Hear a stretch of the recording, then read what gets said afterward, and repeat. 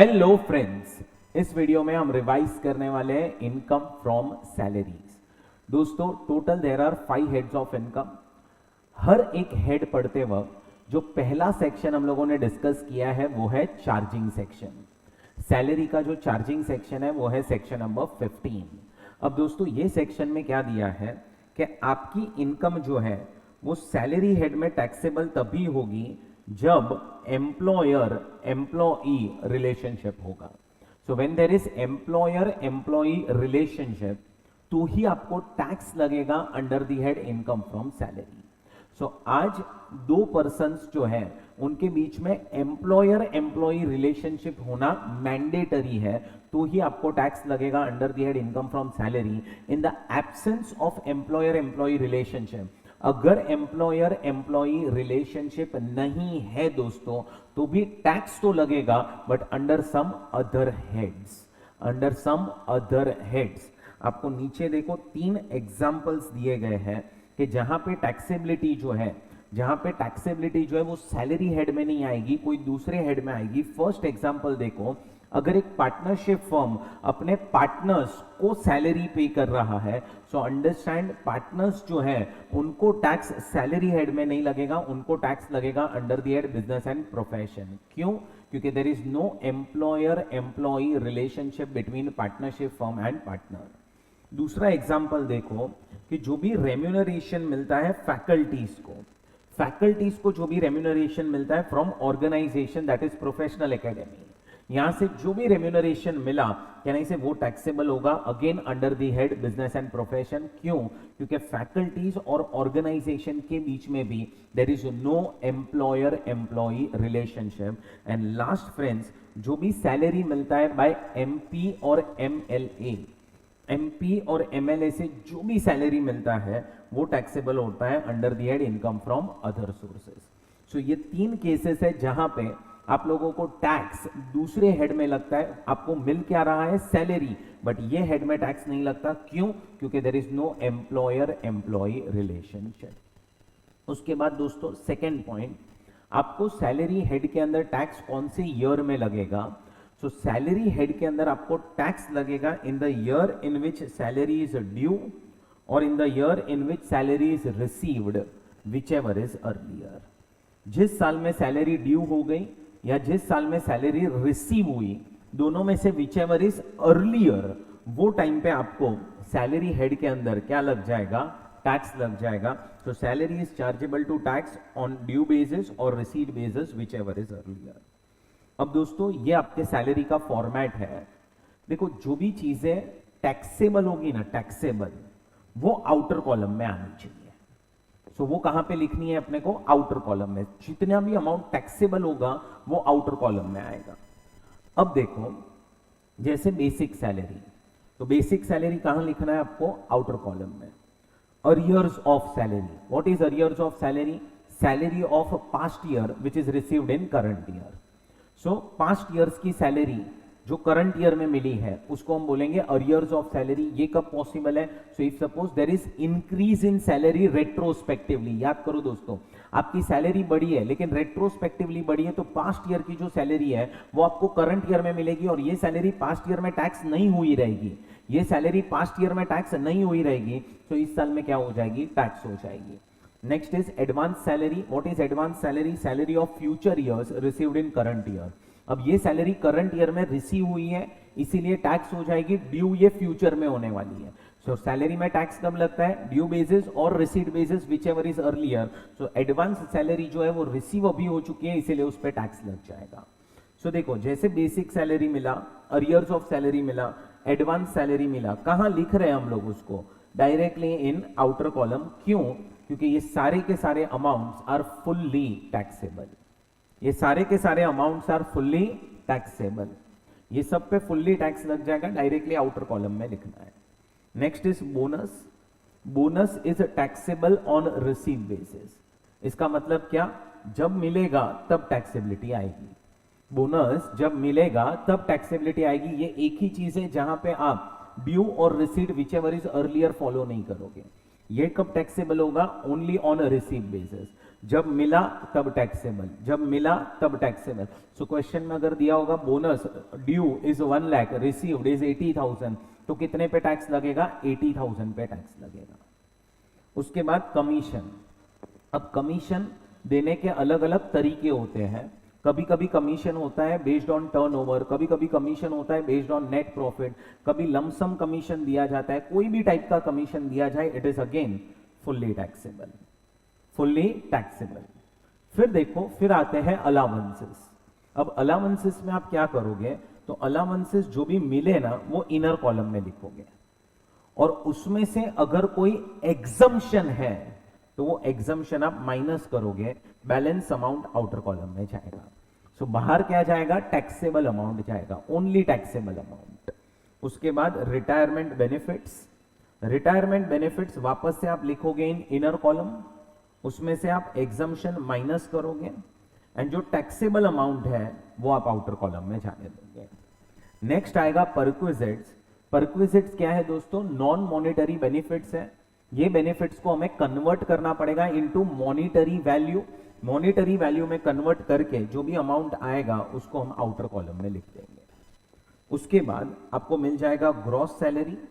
Gross salary में से आप डिडक्शंस माइनस करोगे, और उसके बाद आपको मिल जाएगा नेट सैलरी। ये कौन से डिडक्शंस है? Deductions from salary income. Salary में से जो भी आपको डिडक्शंस मिलेंगे वो आप माइनस करो, फिर आपको मिल जाएगा नेट सैलरी। सो ये आपका फॉर्मेट है।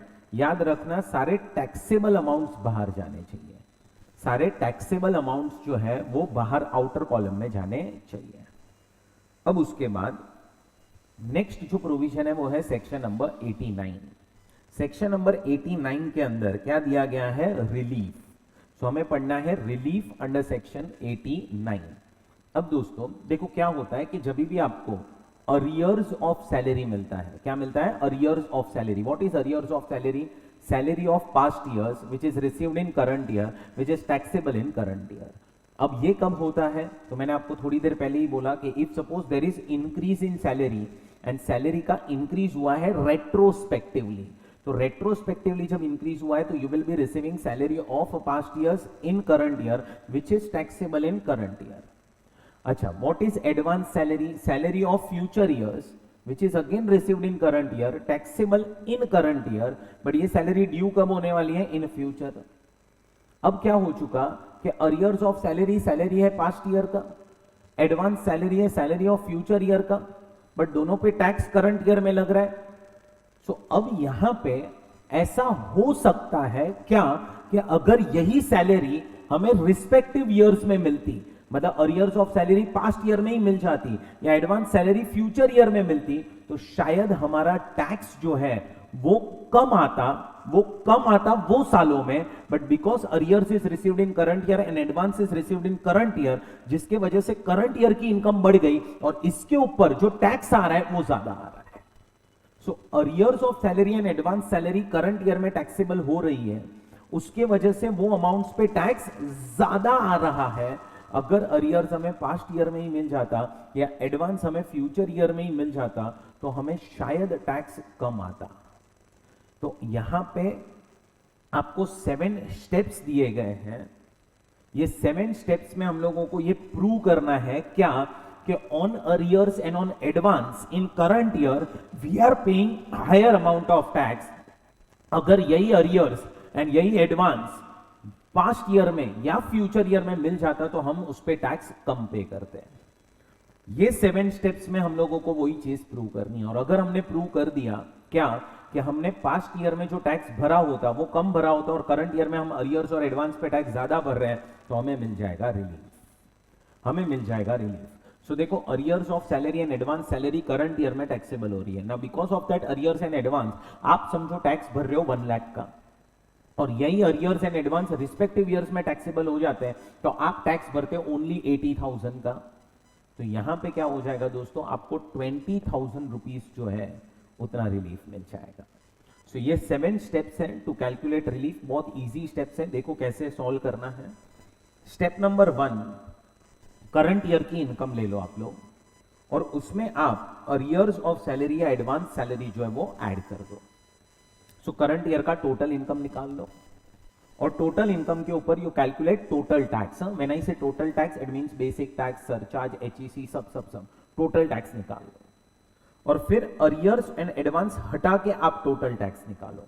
अरियर्स और एडवांस हटा के आप टोटल टैक्स निकालो. अब तुम समझ पा रहे हो तो तुम्हारा स्टेप नंबर 1 में जो अमाउंट आएगा वो ज्यादा आएगा as compare to step number 2. तो आपका ध्यान से सुनना, तो आपका जो स्टेप नंबर 3 है वो है डिफरेंस, स्टेप 1 माइनस स्टेप 2. सो आपको क्या मिल गया? आपको मिला कि आपको एडवांस एंड अरियर्स पे करंट ईयर में कितना टैक्स भरने को आ रहा है. एडवांस एंड अरियर्स पे कितना टैक्स करंट ईयर में भरने को आ रहा है वो आप लोगों को मिल गया. एंड सेम 3 स्टेप्स आप रिपीट करो फॉर पास्ट ईयर और फ्यूचर ईयर.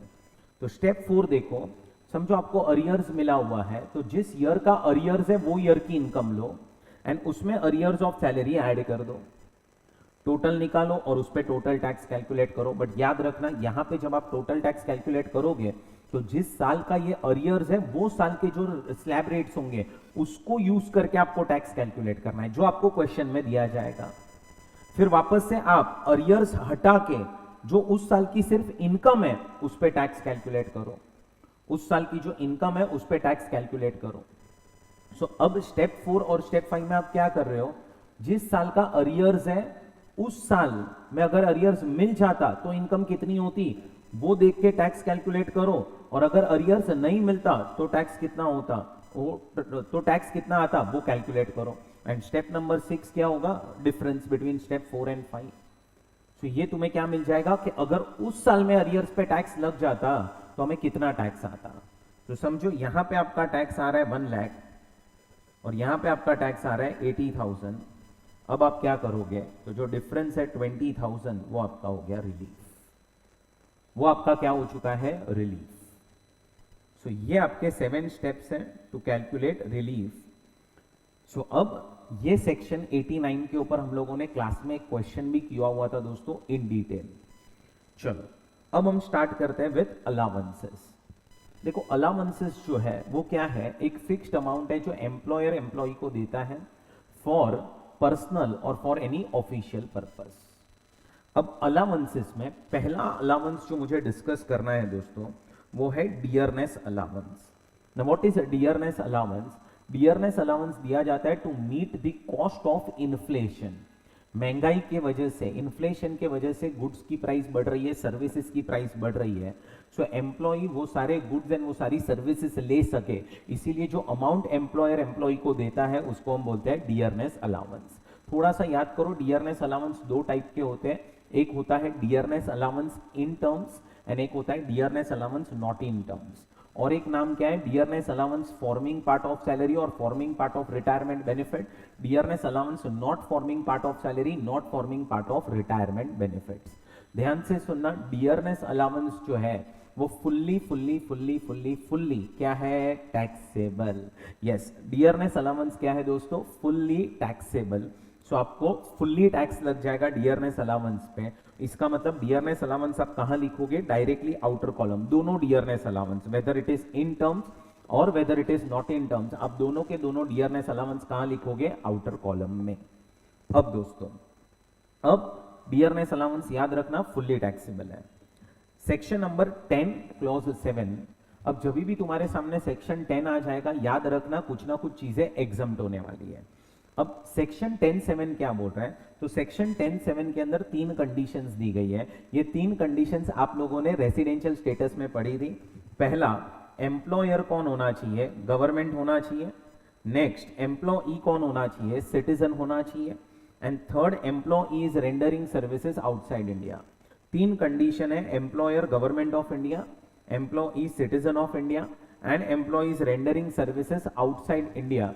अगर ये तीनों कंडीशन सैटिस्फाई हो जाती है, ध्यान से सुनना दोस्तों, अगर ये तीनों की तीनों कंडीशन सैटिस्फाई हो जाती है तो फिर आपको जो भी अलाउंस मिलेगा इन जो भी परक्विजिट मिलेगा सारा का सारा अमाउंट क्या हो जाएगा? एग्जैम्प्ट. याद करोगे तो ये तीनों कंडीशन सैटिस्फाई हो जाएगी तो income is accrued in India. हम ऐसा मान लेते हैं कि this income is accrued in India and इसीलिए सेक्शन 9 जो था वो एप्लीकेबल हो जाएगा, तो इनकी सैलरी इनकम और सब टैक्सेबल हो जाएगी। लेकिन गवर्नमेंट ने सोचा कि हमें इनको कुछ बेनिफिट देना चाहिए और इसीलिए उन्होंने बनाया सेक्शन नंबर 10(7) और 10(7) में बोल दिया कि जो भी अलाउंस इनको दिए जाएंगे या जो भी परक्विजिट्स इनको दिए जाएंगे वो क्या हो जाएंगे, सारे के सारे एग्जेम्प्ट, फुल्ली एग्जेम्प्ट। सो 3 कंडीशन सेटिस्फाई हो गई, जो भी अलाउंस मिला, जो भी परक्विजिट मिला, ये सिटीजन ऑफ इंडिया को from government of India is fully exempt. Next is section number 10(13)(a). 10(13) है हाउस रेंट अलाउंस। अब दोस्तों हाउस रेंट अलाउंस का जो आपको एग्जम्पशन है वो मिलेगा only under optional scheme. Only under optional scheme, default scheme के अंदर आपको ये बेनिफिट नहीं मिलेगा। इसीलिए बाजू में देखो लिखा है not allowed under section 115 BAC। सो ये जो 10(13)(a) के प्रोविजंस हैं ये एप्लीकेबल होंगे ओनली अंडर ऑप्शनल स्कीम। आपको एग्जम्पशन मिलेगा ओनली अंडर ऑप्शनल स्कीम। अब दोस्तों कितना आपको एग्जम्पशन मिलेगा, तो जो भी हाउस रेंट अलाउंस मिला उसको इनर कॉलम में लिखो, एग्जम्पशन माइनस करो, बैलेंस जो है वो आउटर कॉलम में टैक्स कर दो। अब कितना एग्जम्पशन है, तो एग्जम्पशन के लिए 3 लिमिट्स हैं, तीनों में से जो भी लोअर आएगी वो हम लोगों को सिलेक्ट करनी है। पहला लिमिट क्या है, 50% ऑफ सैलरी। पहला लिमिट क्या है, 50% ऑफ सैलरी। बट 50% कब लेना है, if accommodation is in metro cities, and नहीं तो 40% ऑफ सैलरी अगर accommodation is in non metro cities. Metro cities याद रखना सिर्फ 4 ही है, मुंबई, दिल्ली, कोलकाता एंड चेन्नई, ये 4 ही मेट्रो सिटीज है। और दूसरा यहां पे लेना है 50% of salary, 40% of salary. Salary का मतलब क्या, basic salary, dearness allowance in terms and commission based on percentage of turnover. सिर्फ ये 3 ही चीजें आएगी सैलरी के अंदर, वो ध्यान में रखना। सिर्फ 3 ही चीजें लेनी है, ये 3 चीजों को ऐड करो, उसका 50% या 40% लेना है। सेकेंड लिमिट क्या है, एक्चुअल अमाउंट रिसीव, क्योंकि उससे ज्यादा तो दोस्तों एग्जम्पशन पॉसिबल ही नहीं है। जितना मिला कहने से एग्जम्पशन उतना ही हो सकता है maximum. And last is rent paid minus 10% of salary. Rent paid minus 10% of salary. So ये आपका लिमिट नंबर 3 हो चुका। तीनों में से जो भी लोअर आया वो सिलेक्ट करना है। नेक्स्ट दोस्तों, exemption is not available to an assessee who lives in his own house. Obviously जब वो खुद के घर में रह रहा है तो रेंट तो पे ही नहीं कर रहा है, तो रेंट हो गया 0। And last, in a house for which he has not incurred the expenditure of rent. So दोस्तों अगर वो रेंट पे ही नहीं कर रहा है तो आपकी लास्ट लिमिट ही 0 आ जाएगी, so you will not gate exemption. Fourth point बहुत इंपॉर्टेंट, क्लास में हम लोगों ने इसके ऊपर क्वेश्चन भी डिस्कस किया हुआ था कि if there is change in salary. देखो आपको एग्जम्पशन कैलकुलेट करने के लिए एक चीज क्या चाहिए, सैलरी चाहिए, एक चीज क्या चाहिए, रेंट चाहिए, एक चीज चाहिए आपको लोकेशन, मेट्रो या नॉन मेट्रो। सो अगर ये सब चीजों में चेंज आ जाते हैं, चेंज, सो जब से चेंज आया है ना तब से आपको कैलकुलेशन अलग करना पड़ेगा। So if there is change in salary, rent, city in which employee resides, then calculations will be in blocks. Blocks बना के कैलकुलेशन करो, जब तक सारी चीजें कांस्टेंट है तब तक आप लोग ब्लॉक बनाओ, जब भी कोई भी चीज चेंज हुई वहां से नया ब्लॉक बनना स्टार्ट हो जाएगा। सो ये दिया गया है 10(13)(a) के अंदर। Next is 10(14) clause sub clause 1। So section 10 clause 14 sub clause 1। अब इसमें क्या दिया गया है, तो इसमें आप लोगों को टोटल 7 अलाउंसेस दिए। याद कैसे रखना है, कट हार्ड, कट हार्ड करके है याद रखने के लिए। अब पहला क्या है, कन्वेयंस अलाउंस, दूसरा है uniform allowance, next is travelling allowance, next is helper allowance, academic pursuit allowance, research allowance and daily allowance. So total ये 7 अलाउंसेस है, 7 अलाउंसेस है जिसमें आप लोगों को बेनिफिट दिया गया है। अब ध्यान से सुनना, ये सारे अलाउंसेस में आपको बेनिफिट क्या है, तो आप लोगों को समझो अलाउंस मिला 15,000 का अलाउंस मिला है, कोई भी अलाउंस ले लो, 15,000 मिला है। अब आपके खर्चे जो है वो 12,000 हुए हैं, तो आप क्या करो, 15 में से 12,000 माइनस करो, 3,000 पे टैक्स लगा दो। एंड अगर समझो आपके खर्चे 18,000 हुए, 18,000, तो आप क्या करो, 15,000 में से 15,000 माइनस करो, किसी भी अमाउंट पे टैक्स नहीं आएगा। सो ये 7 के 7 अलाउंसेस में एग्जम्पशन जो है ना वो कॉमन है। क्या, either allowance received or actual expenses whichever is lower. Either allowance received, जितना allowance मिला उतना, या फिर जितना expenditure हुआ उतना, whichever is lower. और ये सातों के सातों अलाउंस आपको मिलेंगे, मतलब एग्जम्पशन मिलेगा under optional scheme. Default scheme के अंदर आपको सिर्फ तीन ही अलाउंस का बेनिफिट मिलेगा. याद करो, सी, टी एंड डी. मैंने ऐसे याद रखवाया था, C, T and D. C, T and D का आपको बेनिफिट मिलेगा under default scheme. Optional scheme में आपको सारे बेनिफिट्स मिलेंगे. सो ये जो कट हार्ड लिखा है, ये सारे एग्जम्पशंस मिलेंगे under optional scheme. Default scheme के अंदर आपको सिर्फ तीन ही मिलेंगे, C, T and D. C, T and D. So ये दिया गया है 10.14.1 के अंदर. सेक्शन 10.14.2, सेक्शन 10.14.2 में आप लोगों को टोटल 5 अलाउंसेस दिए हुए, 5. अब ये पांचों के पांचों अलाउंसेस में आप लोगों को एग्जम्पशन स्टैंडर्ड है, फिक्स्ड एग्जम्पशन है. सो यहां पे आपको एक्चुअल एक्सपेंसेस नहीं देखने, वो दिमाग में डाल दीजिए दोस्तों. आपको एक्चुअल एक्सपेंसेस नहीं देखने, वो दिमाग में डाल दीजिए. यहां पे फिक्स्ड एग्जम्पशन है, स्टैंडर्ड एग्जम्पशन है कि इतना ही एग्जम्पशन मिलेगा, खत्म. अब ध्यान से सुनना, ये जो एग्जम्पशंस हैं वो आपको मिलेंगे अंडर ऑप्शनल स्कीम. सारे एग्जम्पशंस मिलेंगे under optional scheme. Default scheme के अंदर आपको सिर्फ ये लास्ट वाला एग्जम्पशन मिलेगा, सिर्फ लास्ट वाला जो एग्जम्पशन है बस वही मिलेगा, बाकी कोई एग्जम्पशंस नहीं मिलेंगे. अब देखो, पहला एग्जम्पशन क्या है. सो it is tribal area allowance. क्या है? Tribal area allowance. अगर आपका एम्प्लॉयमेंट बैकवर्ड एरियाज में स्टार्ट हो जाता है तो वहां पे आपको एक ट्राइबल एरिया अलाउंस दिया जाएगा, जिसमें आपको एग्जम्पशन मिलेगा 200 रुपीज पर मंथ मैक्सिमम 200. सो अगर ये अलाउंस आपको मिल ही 100 रुपीज रहा है तो 100 रुपीज एग्जाम. अगर आपको ये अलाउंस मिल 300 रुपीज रहा है तो 200 रुपीज एग्जाम. अब ये एग्जम्पशन वापस से ऑप्शनल में मिलेगा, डिफॉल्ट में नहीं. Next is running allowance to employees of transport undertaking. अब जो लोग ट्रांसपोर्ट सेक्टर में काम करते हैं, जैसे आप देखते रहोगे तो वॉल्वो बसेस होती है जो एक जगह से दूसरे जगह पैसेंजर्स को लेके जाती है, या फिर गुड्स ट्रांसपोर्ट एजेंसीज होती है, तो उसमें जो ड्राइवर्स काम करते हैं, ड्राइवर्स के साथ साथ एक अटेंडेंट रहता है, वो लोग काम करते हैं, तो वो लोग सब एम्प्लॉइज है ऑफ ट्रांसपोर्ट अंडरटेकिंग.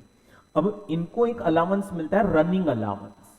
अब ये रनिंग अलाउंस जो है उस पे आपको एग्जम्पशन मिलता है, कितना? 70% ऑफ अलाउंस. 70% ऑफ अलाउंस और maximum 10,000 per month, which ever is lower. Maximum 10,000 per month, which ever is lower. ये एग्जम्पशन वापस से आपको मिलेगा under optional and not under default. But याद रखना, ये एग्जम्पशन आपको तभी मिलेगा जब एम्प्लॉय को डेली अलाउंस नहीं मिला है. डेली अलाउंस नहीं मिलना चाहिए. डेली अलाउंस नहीं मिला है तो रनिंग अलाउंसेस एग्जाम्प्ट, मतलब इतना एग्जम्पशन मिलेगा. आपका फेवरेट चिल्ड्रन एजुकेशन अलाउंस, कितना एग्जम्पशन है? सबको याद है, 100 रुपीज पर मंथ पर चाइल्ड, मैक्सिमम 2 बच्चे. वापस से ये एग्जम्पशन आपको ऑप्शनल में मिलेगा, डिफॉल्ट में नहीं. Hostel allowance 300 rupees per month पर चाइल्ड, मैक्सिमम 2 बच्चे, और ये भी आपको ऑप्शनल में मिलेगा, डिफॉल्ट में नहीं. Last is transport allowance. अब ट्रांसपोर्ट अलाउंस जो है, ध्यान से सुनना, ट्रांसपोर्ट अलाउंस जो है उसका आपको एग्जम्पशन तभी मिलेगा when person is a handicap person. So ये प्रोविजन जो है वो सिर्फ एक हैंडीकैप पर्सन को ये एप्लीकेबल है. What is transport allowance? जो भी आपके खर्चे होते हैं from home to office and office to home, home to office and office to home, ये जो भी आपके खर्चे होते हैं उसमें आपको हम एग्जम्पशन दे देंगे. कितना एग्जम्पशन मिलेगा? 3,200 पर मंथ. 3,200 पर मंथ कहां कहां पे मिलेगा? ऑप्शनल एंड डिफॉल्ट दोनों जगह मिलेगा. सो 3,200 पर मंथ आप लोगों को क्या मिल जाएगा? एग्जम्पशन. डियरनेस अलाउंस मैंने आपको पहले ही बता दिया, 2 टाइप के होते हैं, दोनों के दोनों dearness allowances are fully taxable. और इसके अलावा जितने भी आपको अलाउंसेस मिले, dearness allowance, telephone allowance, electricity, medical, tiffin, night duty, any other allowance, entertainment allowance are fully taxable. Now when I say fully taxable, इसका मतलब आप कहां लिखोगे? तो ये सारे के सारे अलाउंसेस आप लिखोगे इन आउटर कॉलम. आप आउटर कॉलम में लिखोगे, वो ध्यान में रखना. अब यहां पे अलाउंसेस का पार्ट कंप्लीट हुआ. Retirement benefits. अब रिटायरमेंट बेनिफिट्स में पहला ही रिटायरमेंट बेनिफिट क्या पढ़ना है अपने को, ग्रेच्युइटी। अब याद करो ग्रेच्युइटी में हमने कैसे पढ़ा था, तो ग्रेच्युइटी पहले तो हम देखते हैं मिला किसको है। अब ध्यान से सुनना, ये जो ग्रेच्युइटी का प्रोविजन है वो तभी एप्लीकेबल है जब आपको मिला है gratuity at the time of retirement. अगर आपको ग्रेच्युइटी मिला है ड्यूरिंग सर्विस पीरियड, अगर आपको ग्रेच्युइटी मिला है ड्यूरिंग सर्विस पीरियड, तो सर्विस पीरियड के वक्त जो भी ग्रेच्युइटी मिलेगा वो हो जाएगा fully taxable. So gratuity received during service period is a fully taxable, वो ध्यान में रखना। ग्रेच्युइटी आपको जो भी मिलेगा at the time of retirement, उस पे हम लोगों को एग्जम्पशन है। अब अगर ग्रेच्युइटी मिला किसको, गवर्नमेंट एम्प्लॉय को, then it is fully exempt. Fully exempt मतलब आउटर कॉलम में आप 0 लिखोगे। उसके बाद ग्रेच्युइटी अगर किसको मिला है, पोगा एम्प्लॉइज को मिला है। पोगा एम्प्लॉइज मतलब employees who are covered by payment of gratuity act. तो पोगा एम्प्लॉइज को मिला है तो उधर एग्जम्पशन के लिए 3 लिमिट्स हैं। पहला लिमिट जो है वो है 15 divide by 26 into last drawn salary into number of years of service. Second limit है actual amount received, and third limit है maximum 20 lakhs over life time. Maximum 20 lakhs over life time. So 15 by 26 into last drawn salary into number of years of service, actual amount received and maximum 20 lakhs over lifetime, ये तीनों में से जो भी lower आया that is your exemption. अब question आता है सर यहाँ पे लास्ट ड्रॉन सैलरी में क्या लेना है, तो लास्ट ड्रॉन सैलरी पहले तो आपको लेनी है 1 मंथ की, और उसमें आपको 2 चीजें लेनी है, basic salary and dearness allowance both, that is in terms and not in terms. ये देखो पोगा एम्प्लॉइज के लिए सैलरी का मीनिंग क्या है, basic salary plus dearness allowance both, that is in terms and not in terms. 1 month का salary लेना है, 1 मंथ। नेक्स्ट क्या लिखा है, number of years of service. अब number of years of service में हमें कितना पीरियड लेना है, तो तुम समझो अगर आपने 25 साल काम किया है तो 25 साल ले लो, बट 25 साल और कुछ महीने काम किया है तो हमें कितना पीरियड लेना है, तो उसका नीचे एग्जाम्पल दिया हुआ है, ये देखो। अगर आपने 6 महीने से ज्यादा काम किया होगा ना तो आपको हायर साइड पे राउंडिंग ऑफ करना है, और अगर आपने 6 महीने तक काम किया होगा तो लोअर साइड पे। तो इसीलिए देखो अगर किसी पर्सन ने 26 ईयर्स एंड 5 मंथ्स काम करके रिटायरमेंट ले लिया तो 26 लेना है। 26 ईयर्स 6 मंथ्स हुआ तो भी 26, बट 26 ईयर्स 6 मंथ और 1 डे हुआ तो 27 हो जाएगा फिर वो। सो इसको हायर साइड पे राउंडिंग ऑफ करना है अगर 6 मंथ से ज्यादा पीरियड है तो। So 15 by 26 into last drawn salary into number of years of service, actual जितना gratuity मिला and maximum 20 lakhs over lifetime, maximum 20 lakhs over lifetime। अच्छा, अगर आप अदर एम्प्लॉय हो, पोगा एम्प्लॉय नहीं हो, तो फिर 15 divide bye 30 that is half. Half किसका, एवरेज सैलरी ऑफ 10 मंथ्स का। 10 मंथ्स का एवरेज सैलरी लेना है into number of years of service. अच्छा, ये जो एवरेज सैलरी लेना है हमें, तो क्वेश्चन आता है सर यहाँ पे सैलरी का मतलब क्या, तो देखो basic salary, dearness allowance in terms and commission which is based on percentage of turnover. 3 चीजें लेनी है हमें सैलरी के अंदर, क्या क्या, basic salary plus dearness allowance in terms plus commission based on percentage of turnover. ये 3 चीजें लेनी है, और वो लेनी है ऑफ लास्ट 10 मंथ्स। 10 मंथ्स कौन से, जिस मंथ में आप रिटायरमेंट हुए ना वो मंथ को इग्नोर करो और उसके पहले के 10 मंथ्स ले लो। वो 10 मंथ्स का बेसिक सैलरी लो, 10 मंथ्स का डियरनेस अलाउंस इन टर्म्स लो और 10 मंथ्स का कमीशन लो, ऐड करो, डिवाइड बाय 10 करो, तो you will get average salary. So वो 10 months preceding the month of retirement. And next is number of years of service. Number of years of service में मतलब क्या, तो यहां पे आपको देखो कंप्लीटेड ईयर को ही 1 ईयर कंसिडर करना है। So if it is 26 years and 9 months, we will take 26 only.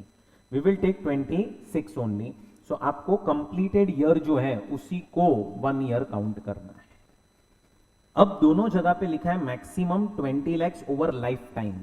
इसका मतलब क्या, तो समझो पहली बार आपको ग्रेचुइटी मिली और उसमें से 4 लाख एग्जम्प्ट हो गई थी, तो जब आपको दूसरी बार ग्रेचुइटी मिलेगी ना तो आपकी तीसरी जो लिमिट है ना वो 20 lakhs नहीं होगी, वो हो जाएगी 16 lakhs। मतलब जितना भी पहले ग्रेचुइटी एग्जम्प्ट हुआ है ना, एग्जम्प्ट वो आपको हर बार माइनस करते जाना है। सो ये आपका ग्रेचुइटी का प्रोविजन है। उसके बाद नेक्स्ट इज पेंशन। अब पेंशन के केस में प्रोविजन क्या है, तो पेंशन के केस में आपको चेक करना है कि आपको जो पेंशन मिली है क्या वो अनकम्यूटेड पेंशन है। अनकम्यूटेड पेंशन का मतलब है कि आपको मंथली पेंशन मिल रहा है, पीरियोडिक पेंशन मिल रहा है। अगर आपको पेंशन अनकम्यूटेड मिल रहा है तो it is taxable to all employees, that is government and non government, fully taxable monthly pension. But अगर आपने समझो कि ये मंथली पेंशन को कन्वर्ट करवा दिया है इनटू लमसम अमाउंट, आपने उसको कम्यूट करवा दिया है, अब आपको कम्यूटेड पेंशन मिल रही है। कम्यूटेड पेंशन के केस में प्रोविजन क्या है, तो लमसम पेंशन अगर गवर्नमेंट एम्प्लॉय को मिली तो वो हो जाएगी फुल्ली एग्जेम्प्ट। अगर लमसम पेंशन किसको मिली है, गवर्नमेंट एम्प्लॉय को मिली है, तो वो हो जाएगी फुल्ली एग्जेम्प्ट। एंड अगर अदर एम्प्लॉय को मिली है तो हम ये चेक करेंगे कि क्या उसको ग्रेचुइटी रिसीव हुआ है कि ग्रेचुइटी रिसीव नहीं हुआ है। अगर उसको ग्रेचुइटी रिसीव हुआ है तो exemption is 1/3 of total commuted value, and अगर उसको ग्रेचुइटी रिसीव नहीं हुआ है तो it is half of total commuted value. So तुम समझ पा रहे हो, तो इधर 33.33% एग्जम्प्ट हो जाएगा और इधर 50% एग्जम्प्ट हो जाएगा। Now how to calculate total commuted value, तो जितना भी आपने पेंशन कम्यूट करवाया है divide by fraction commuted. So for example आपने 3 लाख की पेंशन कम्यूट करवा ली थी, but that is only 60%। 60% pension ही आपने कम्यूट करवाई, तो 60% परसेंटेज है फ्रैक्शन कम्यूटेड, एंड कितना कम्यूट करवाया 3 लाख, तो आपको मिल जाएगा टोटल कम्यूटेड वैल्यू। इसका मतलब क्या, अगर आप टोटल पेंशन कम्यूट करवाते, टोटल पेंशन, तो कितना आपको पेंशन मिलता। आपने 60% पेंशन कम्यूट करवाया तो 3 लाख मिला है, 100% आप कम्यूट करवाते तो आपको कितना पेंशन मिलता। So that is you can say pension का provision. Next is leave salary. अब फ्रेंड्स, अगर आप लोगों ने एक ऑर्गेनाइजेशन में काम किया है, सर्टेन नंबर ऑफ लीव्स आपको मिली होगी। अब सर्टेन नंबर ऑफ लीव्स में से आपने जो लीव्स अवेल की है वो कम की है, आपने जो लीव्स अवेल की है वो कम की हुई है, तो फिर क्या हो जाएगा यहाँ पे, तो जो भी आपकी बैलेंस लीव बचेगी उसके लिए आपको पैसा मिलेगा। सो अब आप अगर ऑर्गेनाइजेशन छोड़ के जा रहे हो तब आपको लीव एनकैशमेंट मिल सकता है, या फिर आपको जब सर्विस कर रहे हो और आपको फंड्स की जरूरत थी तो आप एम्प्लॉयर के पास जाके बोल सकते हो कि मेरी जो लीव्स है उसके बदले में आप मुझे सैलरी दे दो। सो आपको सैलरी मिल रही है, किसके बदले में सैलरी मिल रही है, लीव्स के बदले में। सो it is a leave salary, it is a leave encashment. आपको आपकी छुट्टियां जो है उसके बदले में आपको सैलरी मिल रही है, दैट इज लीव सैलरी। अब वापस से चेक करो कि आपको लीव सैलरी मिला कब है। अगर आपको लीव सैलरी मिला है during service period, service period के वक्त मिला है, government non government, it is fully taxable, it is fully taxable. आपको फुल्ली क्या हो जाएगा, टैक्स हो जाएगा। कब, जब आपको मिला है ड्यूरिंग सर्विस पीरियड, ध्यान से सुनना, during service period, same like gratuity. But yes, अगर आपको लीव एनकैशमेंट मिला है at the time of retirement, leave encashment मिला है at the time of retirement, अब अगर गवर्नमेंट एम्प्लॉय है, government employee, then it is fully exempt, then it is fully exempt। and अगर नॉन गवर्नमेंट एम्प्लॉय है, non government employ, तो there are 4 limits, 4 limits है आपकी। चारों में से whichever is lower is exempt, चारों में से whichever is lower is exempt। क्या है 4 लिमिट, तो पहला लिमिट है balance leave as per income tax Act, और यह आंसर अपने को लेना है इन मंथ्स, यह आंसर आना चाहिए in months multiply by average salary of 10 months. Second limit is 10 months into average salary of 10 months. Actual amount received and maximum 25 lakhs over lifetime. So total 4 limits हैं। अब question आता है यहाँ पे 10 months, कौन से 10 months? So 10 months are preceding the date of retirement. Preceding the date of retirement. वो 10 months अपने को लेने हैं यहाँ पे। अच्छा, ये जो सेकेंड लिमिट है 10 months into average salary of 10 months, समझ में आ रहा हो तो it is 10 month salary only. अरे पहले एवरेज करेगा फिर मल्टीप्लाई बाय 10 करेगा, सो it is average salary of 10, it is salary of 10 months only. अच्छा, अब दोस्तों सैलरी का मतलब क्या, तो देखो नीचे दिया हुआ है, सैलरी का मतलब है basic salary, dearness allowance in terms and commission based on percentage of turnover. So ये आपके सैलरी का मीनिंग हो चुका है। अच्छा, now what is balance leave as per income tax act? Balance leave as per income tax act, इसका मतलब क्या?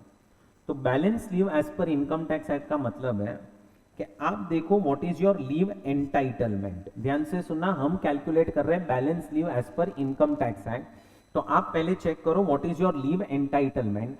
नाउ लीव एंटाइटलमेंट का मतलब है कि कंपनी आपको पूरे साल में कितनी छुट्टी दे रही है, दैट इज कंपनी का पॉलिसी क्या है, और maximum 1 month which ever is lower हमें लेना है। सो आपकी लीव एंटाइटलमेंट पे रेस्ट्रिक्शन डाल दिया है कि it can not exceed 1 month. 1 month से वो ज्यादा नहीं हो सकता है आपका लीव एंटाइटलमेंट। मल्टीप्लाई करो number of years of service से, बट याद रखना इधर फ्रैक्शन को इग्नोर करना। तो ये आपका पर एनम लीव एंटाइटलमेंट है। अब समझो आपने ऑर्गेनाइजेशन में 29 इयर्स और 9 मंथ्स काम किया है, तो इधर 29 इयर्स ही आएगा, और आपका जो लीव एंटाइटलमेंट है उसको मल्टीप्लाई करो बाय 29, आपको मिल जाएगा टोटल लीव एंटाइटलमेंट, और टोटल लीव एंटाइटलमेंट में से माइनस करो लीव्स अवेल्ड। क्या माइनस करो? Leaves availed. तो अब आपको मिल जाएगा balance leave as per income tax Act. हमने क्लास में इन डिटेल विथ एग्जांपल सारी चीजें डिस्कस की थी। सो ये पॉइंट पे ध्यान में रखना, आपका जो कंफ्यूजन है वो यही चीज को लेके होता है, balance leave as per income tax Act. मैंने क्लास में इन डिटेल एक्सप्लेन किया हुआ है आपको विथ एग्जांपल्स कि how to calculate balance leave as per income tax Act. चलो नेक्स्ट इज प्रोविडेंट फंड। अब दोस्तों यहाँ पे आपको टेबल दिख रहा होगा, टेबल में आपको 4 चीजें दिख रही है, statutory provident fund, recognised provident fund, unrecognised provident fund and superannuation fund. Superannuation fund को थोड़ी देर के लिए साइड में रख देते हैं, अपन अभी प्रोविडेंट फंड के ऊपर डिस्कशन करते हैं। सो प्रोविडेंट फंड का कॉन्सेप्ट क्या था? एम्प्लॉयर कंट्रीब्यूट करता है, एम्प्लॉई कंट्रीब्यूट करता है, हर साल अपने को इंटरेस्ट मिलता है, एंड फिर रिटायरमेंट के वक्त लमसम अमाउंट आएगा। अब देखो जो भी एम्प्लॉयर का कंट्रीब्यूशन है, employer's contribution, whose contribution? Employer's contribution, that is inflow for employee. आपको क्या करना है? एम्प्लॉयर का कंट्रीब्यूशन इनर कॉलम में लिखना है सैलरी के अंदर, और उसको कर देना है फुल्ली एग्जेम्प्ट। क्या कर देना है? Fully exempt. तो आउटर कॉलम में 0 आएगा। रिकॉग्नाइज्ड प्रोविडेंट फंड में आपको क्या करना है? तो it is exempt up to 12% of salary. It is exempt up to 12% of salary, और यहां पे salary basic salary, dearness allowance in terms and commission based on percentage of turnover. ये 3 चीजें लेनी है सैलरी के अंदर। और अनरिकॉग्नाइज्ड प्रोविडेंट फंड में भी आपको फुल्ली एग्जेम्प्ट कर देना है। फुल्ली एग्जेम्प्ट कर देना है मतलब आउटर कॉलम में एम्प्लॉयर्स कंट्रीब्यूशन आ जाएगा 0, एम्प्लॉयर्स कंट्रीब्यूशन आ जाएगा 0, तो वो चीज ध्यान में रखना। Employers contribution in case of statutory provident fund it is fully exempt, in case of recognized provident fund it is exempt up to 12% of salary, in case of unrecognized provident fund again it is fully exempt. next, हर साल जो आपको interest मिलेगी, every year interest which is credited to statutory provident fund is again fully exempt. क्या हो जाएगा वो? fully exempt. फिर in case of recognized provident fund exempt up to 9.5%. It is exempt up to 9.5%. 9.5% तक exempt है. Excess amount is taxable. And last, unrecognized provident fund में interest is again fully exempt. अच्छा, employees contribution. अच्छा, employees contribution क्या है दोस्तों? Outflow है, पैसा बाहर जा रहा है। So आपको क्या मिल जाएगा? डिडक्शन मिल जाएगा अंडर सेक्शन 80C। यहां पे भी आपको डिडक्शन मिल जाएगा under section 80C, but URPF में आपको कोई डिडक्शन नहीं मिलेगा। और एक चीज ध्यान में रखना, ये जहां जहां पे लिखा है डिडक्शन डिडक्शन, ये डिडक्शन आपको ऑप्शनल स्कीम में मिलेगा, डिफॉल्ट स्कीम में नहीं मिलेगा। डिफॉल्ट स्कीम में आपको डिडक्शन नहीं मिलेगा, वो चीज ध्यान में रखना फ्रेंड्स। सो डिफॉल्ट स्कीम में you will not gate deduction, only under optional scheme. अब ये जो 3 चीजें हैं, employers contribution, interest and employees contribution, ये सब होगा ड्यूरिंग सर्विस पीरियड। कब होगा? During service period. मतलब क्या? जब आप सर्विस कर रहे हो वही टाइम पे ये सारी चीजें होने वाली है। ड्यूरिंग सर्विस पीरियड कहने से ये 3 चीजें होगी। लास्ट में क्या आएगा? तो लास्ट में आएगा lump sum amount, amount received on retirement. अब रिटायरमेंट के वक्त अगर आपको स्टैट्यूटरी प्रोविडेंट फंड से पैसा मिल रहा है then it is fully exempt, पूरा अमाउंट एग्जेम्प्ट हो जाएगा। अच्छा, रिकॉग्नाइज्ड प्रोविडेंट फंड से पैसा मिला, रिकॉग्नाइज्ड, तो भी वो एग्जेम्प्ट होगा अंडर सेक्शन 10-12, बट उसके अंदर एक नोट दी गई है, नोट नंबर 1। तो नोट नंबर 1 क्या है, रिकॉग्नाइज्ड प्रोविडेंट फंड से जो भी पैसा मिला इज एग्जेम्प्ट अगर आपने 5 साल या उससे ज्यादा सर्विस रेंडर किए हैं तो 5 इयर्स का आपका पीरियड है सर्विस का या उससे ज्यादा पीरियड है then it is exempt. Next, अगर आपका आरपीएफ से बैलेंस न्यू आरपीएफ अकाउंट में ट्रांसफर हो रहा है तो भी वो एग्जेम्प्ट हो जाएगा। अगर आपका पैसा आरपीएफ से एनपीएस में जा रहा है, एनपीएस, तो भी एग्जेम्प्ट हो जाएगा।